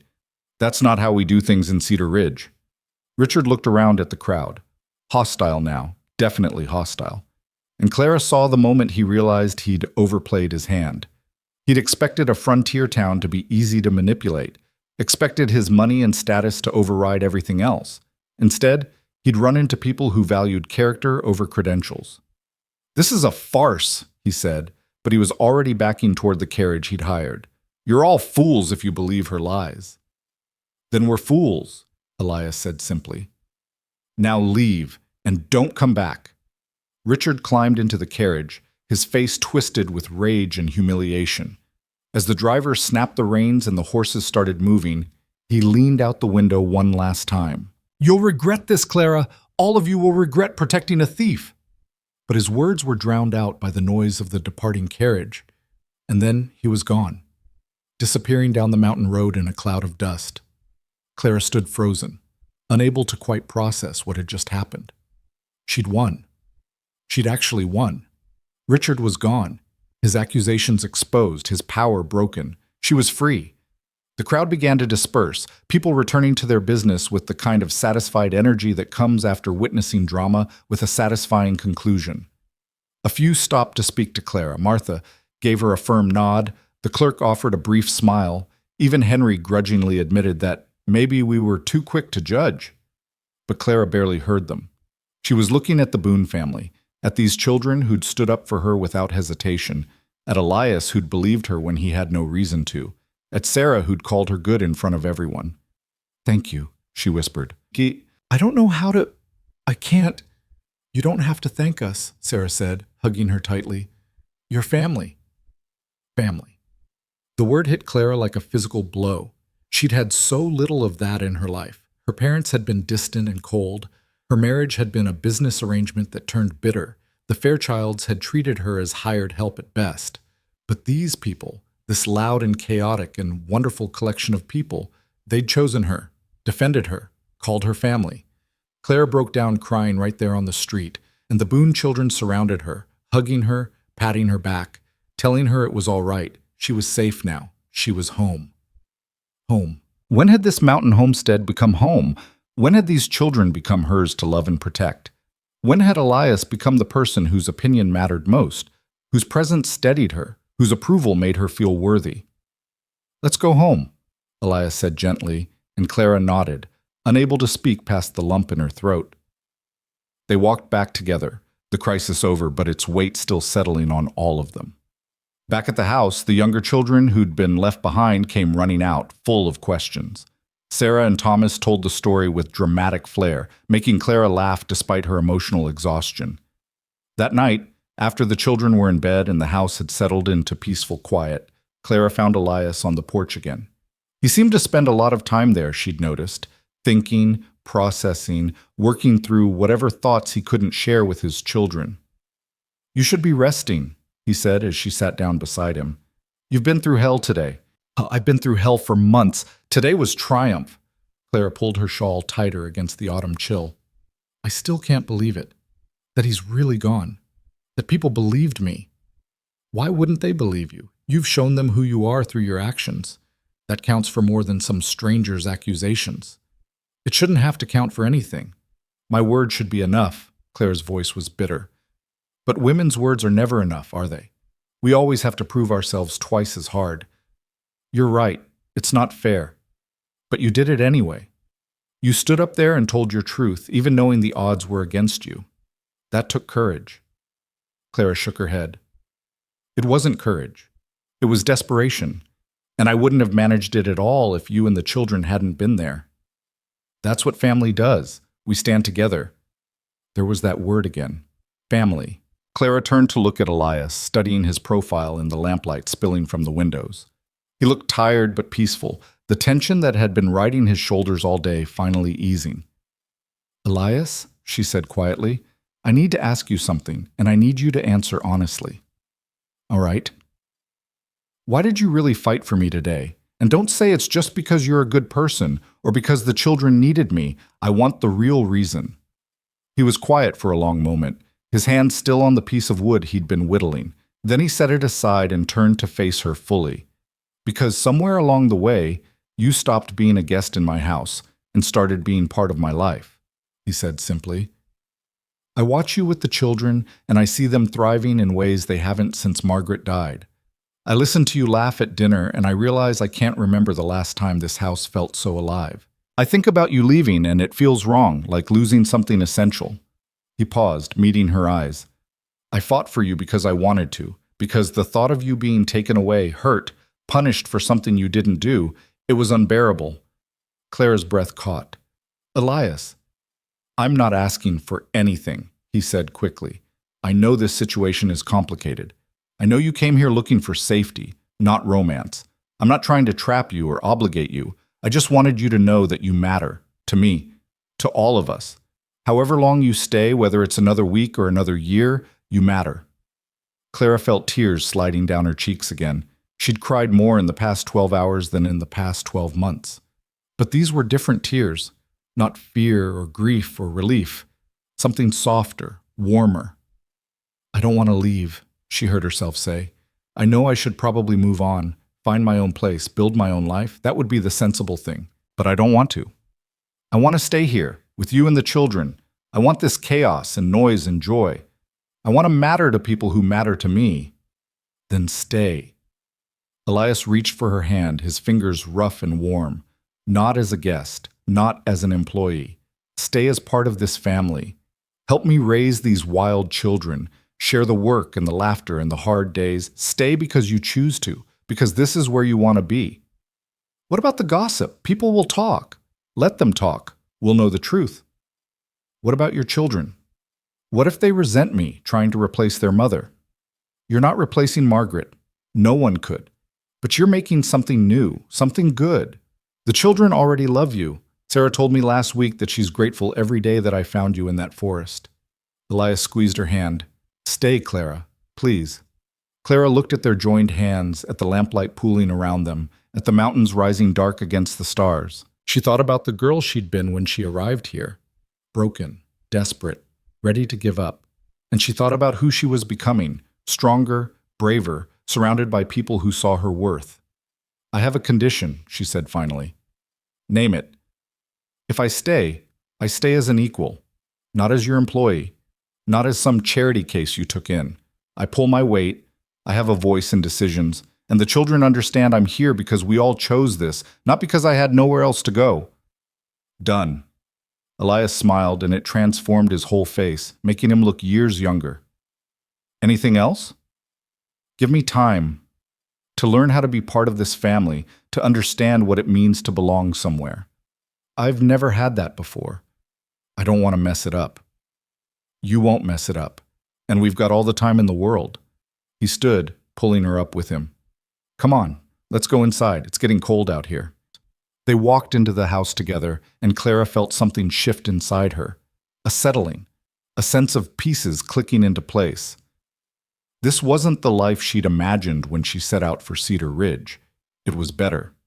Messier, louder, more complicated, but infinitely better. Over the following weeks, life developed a new rhythm. Clara wasn't a guest anymore, wasn't temporary. She was part of the household's foundation. The children stopped asking if she was staying and started assuming her presence. Sarah confided in her about a boy from town she liked. Thomas asked her advice about his future. David showed her his schoolwork with pride. The little ones climbed into her lap without hesitation. And Elias became something Clara didn't have words for yet. Not a husband. They hadn't spoken of marriage, and she wasn't sure either of them was ready for that. But a partner. Someone she could rely on, who relied on her in turn. Someone whose presence made everything feel possible. One evening, about a month after Richard's departure, Clara was putting Samuel to bed when he looked up at her with his solemn dark eyes, so like his father's, and said, Miss Clara, can I call you Mama? Clara's heart stopped. Why would you want to do that? Because you do Mama things.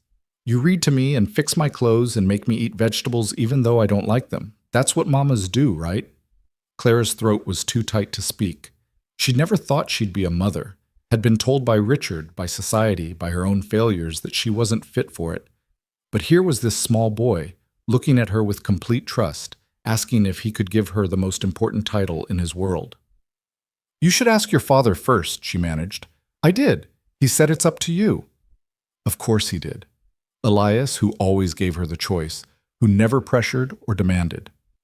Then yes, Clara whispered, pulling Samuel into a hug. Yes, you can call me Mama if you want to. Okay, Mama, Samuel said contentedly, snuggling against her. I love you. I love you too, sweetheart. Later, after Samuel was asleep, Clara found Elias waiting for her in the main room. The older children had gone to bed, leaving them alone in the firelight. Samuel told me what he asked you, Elias said. I hope that was all right. I know it's a big thing. It's the biggest thing, Claire said, sitting beside him. Elias, I never thought I'd have this. Children who call me Mama. A home that feels real. People who choose me. We do choose you. Every day. He turned to her, his expression serious. I've been thinking about something. About making this official. Clara's heart stuttered. Official? Marriage. I know it's fast. I know we've only known each other a few months, but it feels right. You and me raising these children together, building a life together. What do you think? What did she think? A few months ago, she'd come to these mountains expecting to marry a man she'd never met, out of desperation and necessity. Now she was being offered marriage by a man she'd come to love. And love was the right word, she realized with sudden clarity. She loved Elias, loved his steadiness and his kindness and the way he saw her as strong, even when she felt weak. I think, Clara said slowly, that I want to say yes. But I also think we should wait a little longer, not because I have doubts, but because I want us both to be absolutely certain. I want the children to be certain. This is too important to rush. Elias nodded, and if he was disappointed, he didn't show it. That's fair. Take all the time you need. I'm not going anywhere. Neither am I, Clara promised. This is my home now. You're my family. That's not changing, whether we marry tomorrow or next year or never. But you're open to marriage? Eventually? I'm open to it. More than open. I'm just scared of messing it up, of not being enough. You're more than enough. Elias pulled her close, and Clara let herself lean into his strength. You're everything we needed, even when we didn't know we needed it. They sat together in the firelight, and Clara thought about the strange journey that had brought her here. Rejected by one man, she'd found a whole family. Cast out as worthless, she'd discovered her worth in ways she'd never imagined. Broken and desperate, she'd been rebuilt by children's laughter and honest work, and a man who saw her for who she really was. She'd come to these mountains with nothing, and now she had everything that mattered. Thank you, she whispered into the quiet room. For what? For finding me in the forest, for bringing me home. Elias pressed a kiss to her temple, gentle and full of promise. You found yourself, Clara. I just had the good sense to get out of your way. But they both knew that wasn't entirely true. They'd found each other. And in finding each other, they'd both found a way forward from grief and fear and all the ways the world had tried to break them. Outside, the mountain wind sang through the pines. Inside, the fire crackled and the house creaked, and somewhere in the back rooms a child laughed in their sleep. Everything was exactly as it should be. Clara was home. Finally, truly home. And she was never leaving again. Winter came to the mountains with a vengeance that year, bringing snow so deep it buried the fences and winds so cold they turned breath to ice. Clara had never experienced a mountain winter before, and the first time she stepped outside into 3 feet of fresh snow, she'd stood there stunned by the sheer beauty and brutality of it. You get used to it, Sarah had said, laughing at Clara's expression. By February, you'll be sick of it and dreaming of spring. But there's something magical about the first snow, isn't there? Magical was one word for it. Isolating was another. The homestead became an island in a sea of white, cut off from town for weeks at a time.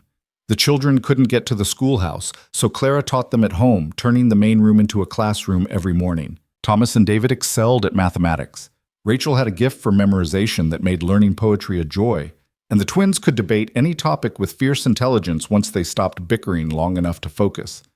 Even little Samuel was learning his letters, tracing them in flour on the kitchen table while Clara prepared bread. "Look, Mama," he'd say proudly, showing her a wobbly S. "That's my letter. That's me." Mama. The word still caught Clara off guard sometimes, still made her throat tight with emotion. But she'd claimed it now, had let it settle into her bones. She was Samuel's mama. She was all their mama, in the ways that mattered. Not by blood, not by law yet, but by choice and love, and the 1,000 small acts of daily care that bound them together. The isolation of winter meant more time with Elias, too. In the summer and fall, he was often outside from dawn to dusk, managing the endless work of the homestead. But winter forced everyone indoors, into close quarters, into conversations that might not have happened otherwise. They talked about everything, about their pasts, their fears, their hopes. Elias told her about his childhood in Pennsylvania, about the factory accident that had killed his father and left his family destitute, about meeting Margaret at a church social and knowing immediately she was the one. Clara told him about her cold upbringing, about parents who'd valued propriety over affection, about a marriage arranged for social advantage that had brought neither party any happiness. "We were strangers who happened to share a house," she said one night as they sat by the fire, the children asleep around them. He resented me for not being the sophisticated wife he'd imagined, and I resented him for being exactly what I'd feared, cold and critical and impossible to please. When the fever took him, I felt guilty for being relieved. What kind of person feels relief when their husband dies? A human one, Elias said gently. You don't have to mourn someone who made you miserable. That's not a failure of character, Clara. That's honesty. The freedom to be honest, to say things she'd never voiced before, it was intoxicating. With Elias, she didn't have to perform or pretend. She could be flawed and uncertain and still be accepted, still be loved, though neither of them had said that word out loud yet. But Clara felt it in the way Elias looked at her when she was teaching the children, pride and affection written plain on his face. Felt it in the small gestures, how he always made sure she had the warmest seat by the fire, how he'd carved her a special spoon for cooking because her hands were smaller than Margaret's had been, how he listened when she spoke like her words were precious. She felt it most clearly one bitter January night, when Joseph fell ill with a fever that spiked so high he became delirious. Clara sat up with him all night, bathing his forehead with cool cloths, forcing sips of willow bark tea between his cracked lips, singing soft lullabies when he cried out in confusion. Elias sat with her, taking turns, neither of them willing to leave Joseph's bedside. "What if it's like Margaret?" Elias whispered at one point, his face haggard with fear. "What if I lose another one?" "You won't," Clara said with a certainty she didn't entirely feel. "Joseph's young and strong. The fever will break. He'll be fine." "How can you be sure?" "Because I won't let it be any other way." She took Elias's hand, squeezed it hard. "We're not losing him. Do you hear me? We're not." The fever broke just before dawn. Joseph opened his eyes, looked at them both with confusion, and asked for water in a voice that was weak but clear. Clara nearly wept with relief. "You stayed all night," Joseph mumbled as Clara helped him drink. "Both of you." "Of course we did," Elias said, his voice rough. "You're our son. Where else would we be?" "Our son." The possessive pronoun wasn't lost on Clara. Elias had claimed her as his partner, publicly and without reservation. They were a unit now, a team raising these children together. After Joseph was settled and sleeping peacefully, Elias found Clara in the kitchen, her hands shaking as she tried to make coffee. He took the pot from her, set it aside, and pulled her into his arms. "I couldn't have done that without you," he said into her hair, watching him suffer, not knowing if he'd pull through. "I would have fallen apart. But you were so strong, so certain. You kept me together." "We kept each other together," Clara corrected. "That's what this is, isn't it? Both of us being strong when the other can't be. Both of us holding up this family." "Yes." Elias pulled back to look at her, his eyes serious. "Clara, I know you said you wanted to wait, and I respect that. But I need you to know, I'm ready whenever you are. I want to marry you. I want to make this official, make you legally part of this family. Not because I think it'll change anything between us, but because I want the world to recognize what I already know. That you're mine, and I'm yours, and we're building something real together." Clara's heart was thundering. "Elias?" "You don't have to answer now. I just needed to say it. Needed you to know where I stand." But Clara was tired of waiting, tired of holding herself back from fear of not being enough. She'd proven herself over and over, to the children, to the town, to herself. She was enough. More than enough. "Yes," she said simply. Elias blinked. "Yes?" "Yes, I'll marry you. Not because I have to, not because I'm trapped or desperate or grateful, because I love you. Because I want to spend the rest of my life doing exactly what we're doing now, raising these beautiful, chaotic children and building a home that's real and true." Clara cupped his face in her hands. "I choose you, Elias Boone. I choose this life, and I'm ready to make it official." The smile that broke across Elias's face was like sunrise. He kissed her then, soft and sweet and full of promise, and Clara felt the last of her armor fall away. She was safe. She was home. She was choosing this and being chosen in return. They married in early March, when the worst of winter had passed but spring hadn't quite arrived. The ceremony was small, held in the main room of the homestead with Marshal Thompson officiating and half the town crammed inside to witness. Clara wore a dress Sarah had helped her make, simple blue cotton, nothing fancy, but it fit her perfectly and made her feel beautiful. The children were beside themselves with excitement. Rachel and Mary had woven wildflowers into Clara's hair.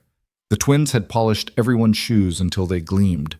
Thomas stood as Elias's witness, his chest puffed with pride, and Samuel clung to Clara's skirts, announcing to anyone who'd listen that this makes her my mama for real now. She was already your mama, Sam, David said, but he was smiling. I know, but now it's official. Martha stood as Clara's witness, the older woman's eyes suspiciously bright. Never thought I'd see the day when Elias Boone found someone to take him on, she said, loudly enough for Elias to hear. You're either very brave or very foolish, Clara.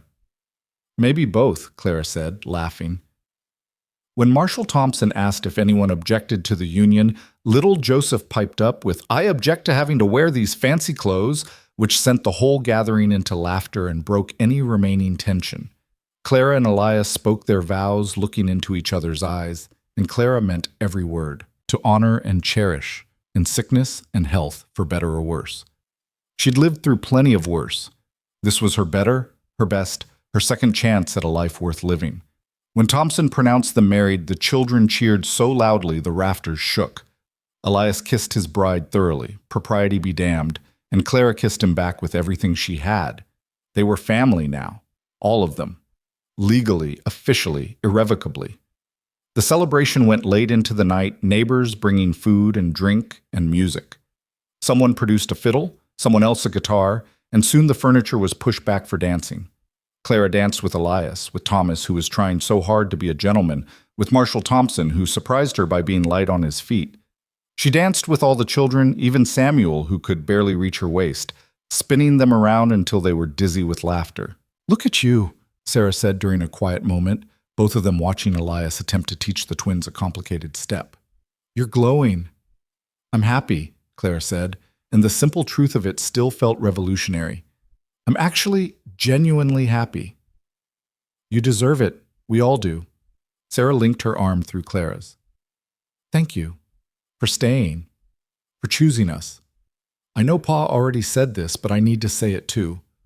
We're better with you here. I'm better.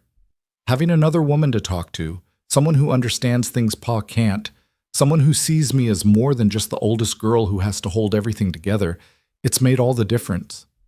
Clara hugged her tight. You're going to make me cry at my own wedding. Good tears, though, right? The best tears. As spring unfolded across the mountains, bringing green shoots and birdsong and the return of warmth, the Boone household settled into its new configuration. Clara was no longer the uncertain guest, no longer the woman who'd stumbled into their lives by accident. She was the heart of the home, the steady presence that kept everything running. She found she was good at it. Good at managing the endless domestic chaos, good at mediating between squabbling children, good at knowing when to push and when to comfort. The skills she'd learned as a companion, organization, diplomacy, patience, served her well. But more than that, she genuinely loved the work, loved the feeling of feeding hungry children, of mending torn clothes, of creating order and beauty in small ways. And she was good at being a mother. Samuel wasn't the only one calling her mama now. Mary and Joseph had adopted it too, and even the older children sometimes slipped and said it, then looked embarrassed until Clara assured them she didn't mind at all. You're not replacing our mother, Rachel said one afternoon as they worked in the garden together. You're different from her, but that doesn't make you less. It just makes you you. It was exactly what Clara needed to hear. She wasn't trying to be Margaret, couldn't be even if she wanted to, but she could be herself, Clara Boone now. A woman who'd survived rejection and accusation and nearly dying in a forest to find her purpose raising 9 children in the wilderness. By summer, Claire had become such an integral part of the community that people seemed to forget she'd ever been an outsider. When Annie Fletcher came to visit, the two women sat on the porch and talked about their shared past, about Richard Fairchild and the poison he'd spread. I heard he went back east in disgrace, Annie said. Apparently his mother found out what he'd done, both to us and to who knows how many others. She cut him off financially until he agreed to see a doctor about his behavior. Don't know if it'll help, but at least he's not free to hurt anyone else for a while. Good, Clara said, and found she meant it without bitterness. Richard Fairchild had no power over her anymore. He'd tried to destroy her and failed. She'd moved on to a life so much better than anything he could have offered. You seem happy, Annie observed. Really happy, not just putting on a brave face. I am happy, happier than I ever thought possible. Clara looked out at the yard where the children were playing, their laughter rising like music. This is what I was meant for, I think. Not to be someone's ornament or servant, but to be part of something real, to matter. You always mattered, Clara. You just needed to find people who could see it. As the months turned to years, the Boone homestead thrived. Thomas grew into a fine young man who took over much of the farm work, his gift with the bees expanding into a small honey business that brought in extra income. Sarah, at 18, began teaching at the schoolhouse in town, following in Clara's footsteps but with her own fierce independence. David's reading improved so much he was soon ahead of his age group, devouring every book Clara could find for him. The younger children grew too, each developing their own personalities and talents. Rachel became the family diplomat, able to negotiate peace between any warring factions. The twins discovered they were talented at woodworking, spending hours in the workshop with their father. Mary developed a green thumb that made the garden flourish. Joseph remained perpetually dirty and perpetually cheerful. And Samuel, the baby who'd never known his birth mother, grew into a bright, affectionate boy who called Clara Mama without hesitation or doubt. Clara's own transformation was just as profound. The thin, frightened woman who'd collapsed in the forest was gone, replaced by someone stronger, more confident. She walked differently now, head high, shoulders back. She spoke up in town meetings. She advocated for better resources for the school. She became known not as Elias's wife, but as Clara Boone, a woman of substance in her own right. And she discovered something unexpected. She had a gift for helping other women in difficult situations. Word spread about her story, about being rejected, accused, nearly destroyed, but surviving. Women started coming to her, seeking advice, shelter, support. Some were running from bad marriages. Some had been dismissed from positions unfairly. Some just needed someone to believe them when the world called them liars. Clara helped them all. She and Elias converted one of the outbuildings into a small guest house where women could stay while they figured out their next steps. Some stayed days, some stayed months. Clara taught them skills, connected them with work, helped them regain their footing. It wasn't charity, it was solidarity, women helping women survive in a world designed to break them. "You're building something important," Elias told her one evening as they watched a young woman Clara had been helping play with the children. "Not just our family, but a network of support. Women who will help each other, protect each other." "Someone helped me when I needed it most," Clara said simply. "You helped me, Martha helped me, Annie helped me. Now I'm helping others. That's how it should work." 3 years after their marriage, on a crisp autumn afternoon, Clara stood in the yard watching the organized chaos of harvest day. The older children were bringing in the last of the vegetables. The younger ones were supposed to be helping, but were mostly playing, and Elias was checking the smokehouse to make sure everything was ready for the meat they'd be preserving. Clara's hand went to her belly, still flat, but not for long. She was pregnant, finally. After years of being called barren, of believing she was incapable, her body had proven otherwise. The doctor in town had confirmed it just last week, and Clara hadn't told anyone yet, wanting to savor the knowledge privately for a little while. A baby. Her baby. Hers and Elias's. A child who would grow up knowing they were wanted, loved, chosen. A child who would have 8 older siblings ready to dote on them, teach them, protect them. "Mama!" Samuel came running up, his face flushed with excitement. "Mama, look what I found!" He held out a chrysalis, the butterfly inside just beginning to emerge. "It's hatching. Can I keep it?" "Butterflies need to be free, sweetheart," Clara said gently. "But we can watch it finish breaking out of the cocoon. That's the important part. The butterfly has to struggle free on its own. If we help it, its wings won't develop properly." Samuel watched, fascinated, as the butterfly worked its way out of the chrysalis, wings wet and crumpled. It looks so weak. It is weak, right now. But give it time. The struggle makes it strong. Clara crouched down beside him. See how it's pumping its wings? It's forcing blood into them, making them expand and harden. In a few hours, it'll be ready to fly. They watched together as the butterfly slowly transformed, its wings drying and strengthening until finally it was ready. With a few experimental flutters, it lifted off Samuel's hand and soared away into the bright autumn sky. Goodbye, butterfly, Samuel said wistfully. Clara thought about her own transformation, her own struggle to break free of everything that had tried to keep her small and weak and trapped. She thought about that night in the forest when she'd been ready to give up, and about the butterfly she'd become instead, strong enough to fly, strong enough to build a life worth living. Clara? Elias appeared beside her, concern in his eyes. You all right? You've got a strange look on your face. Clara smiled up at him, this man who'd found her at her lowest point and given her a chance to become something more. I'm more than all right. I'm perfect. And I have something to tell you. She told him about the baby that evening, after the children were in bed. Told him privately, in the quiet of their room, watching his face transform from confusion to understanding to pure joy. A baby, he whispered, his hand going to her still flat belly. Our baby. I know we already have 9 children, and this will make things even more chaotic. Clara. Elias kissed her, soft and sweet. This is wonderful. You're wonderful. How are you feeling? Are you well? Does the doctor? I'm healthy. The doctor says everything looks perfect. Clara covered his hand with hers. I was told I was barren, Elias. Told by my husband, by Richard, by everyone that I was broken. And maybe I was, back then. Maybe the stress and unhappiness of my old life did affect my body. But here, now, with you, I'm whole, I'm healed, I'm creating life. You've been creating life since you got here, Elias said, pulling her close. Every day with these children, every woman you help, every moment of love and laughter you bring into this house, that's creating life. This baby is just one more beautiful piece of it. The children were thrilled when they found out.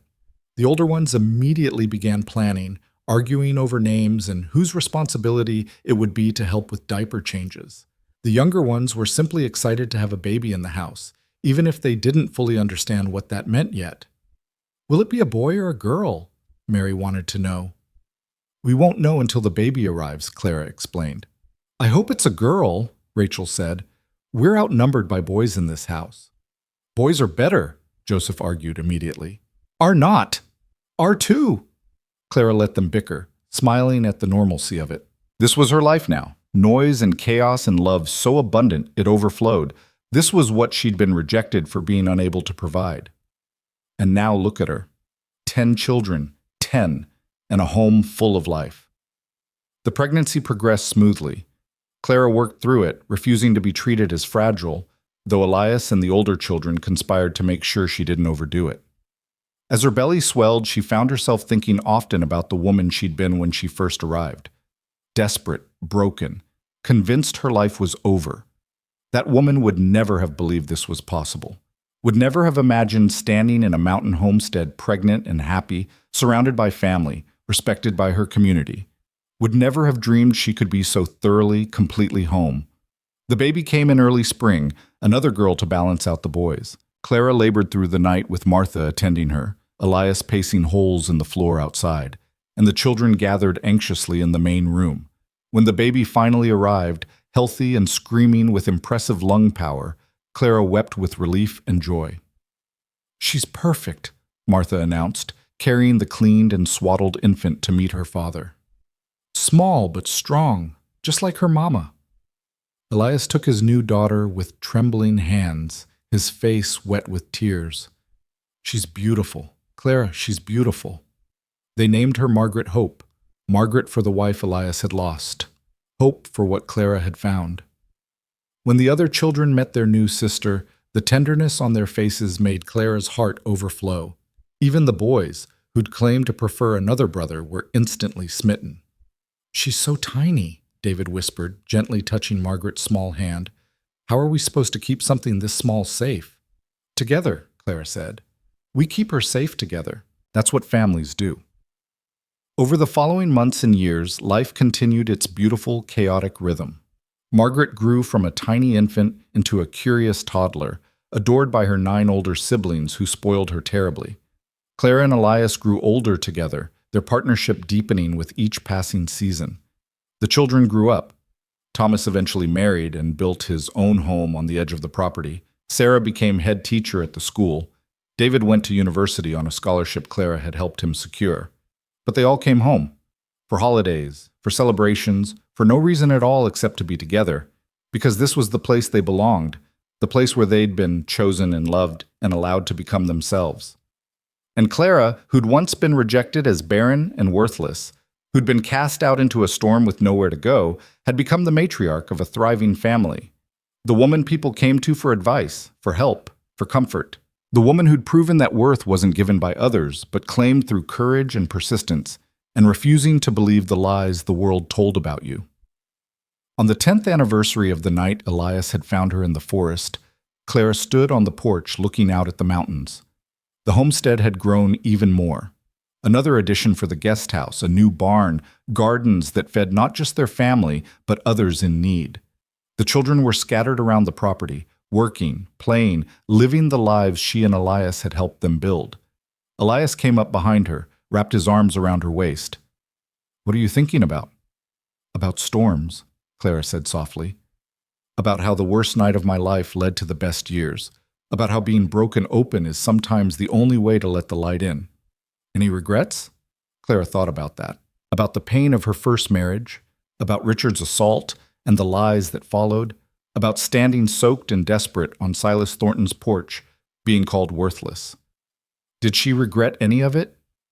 "No," she said finally, "because it all led here, to you, to them, to this life I never could have imagined but can't imagine living without." She turned in his arms, looked up at the man who'd saved her in more ways than one.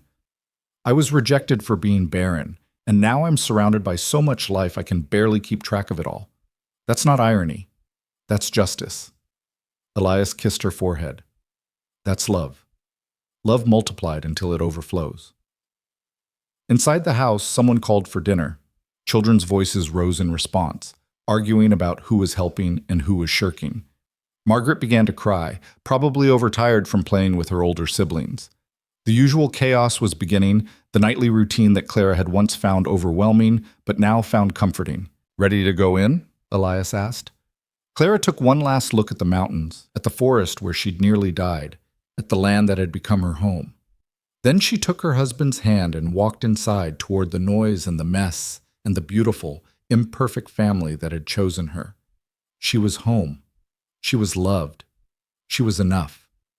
And that was everything. Years later, when Clara was much older and her hair had gone silver, when some of her children had children of their own, she would tell her story to anyone who needed to hear it, to young women who thought they were worthless, to people who'd been rejected and broken and left for dead by a world that couldn't see their value. She would tell them about the storm, about the forest, about the mountain man who'd said, "I've got 9 kids, come home," and changed the entire trajectory of her life. She would tell them about choosing to stay, about fighting for her worth, about building something beautiful from the ruins of what she'd lost. But most importantly, she would tell them this: you are not defined by other people's rejections. You are not trapped by their assessments. You are not limited by their narrow vision of who you should be or what you're worth. You are defined by your choices, by what you do when everything falls apart, by who you become when you're given a chance to start over. Clara Whitmore had been rejected as barren, worthless, broken, beyond repair. Clara Boone had proven that none of those things were true. She'd built a life of meaning and purpose, raised children who grew into good people, created a home that became a haven for others who needed shelter from the storm. She'd been thrown away, and she'd become irreplaceable. That was her story. That was her truth. And she would spend the rest of her life making sure anyone who needed to hear it knew. Rejection is not the end. It's just the beginning of a different, better story. One where you write your own ending, one where you choose yourself. And in choosing yourself, you find the family, the love, the life you were always meant to have. Clara stood on her porch as the sun set over the mountains, surrounded by the sounds of her family, and smiled. The storm that had nearly killed her had led her home, and she would never stop being grateful for every brutal, beautiful mile of the journey. This was her legacy. Not the rejection, not the accusations, not the desperate woman stumbling through a dark forest. This, love, family, home, purpose, worth. This was what mattered, This was what lasted. This was everything. And it was enough. More than enough. It was perfect.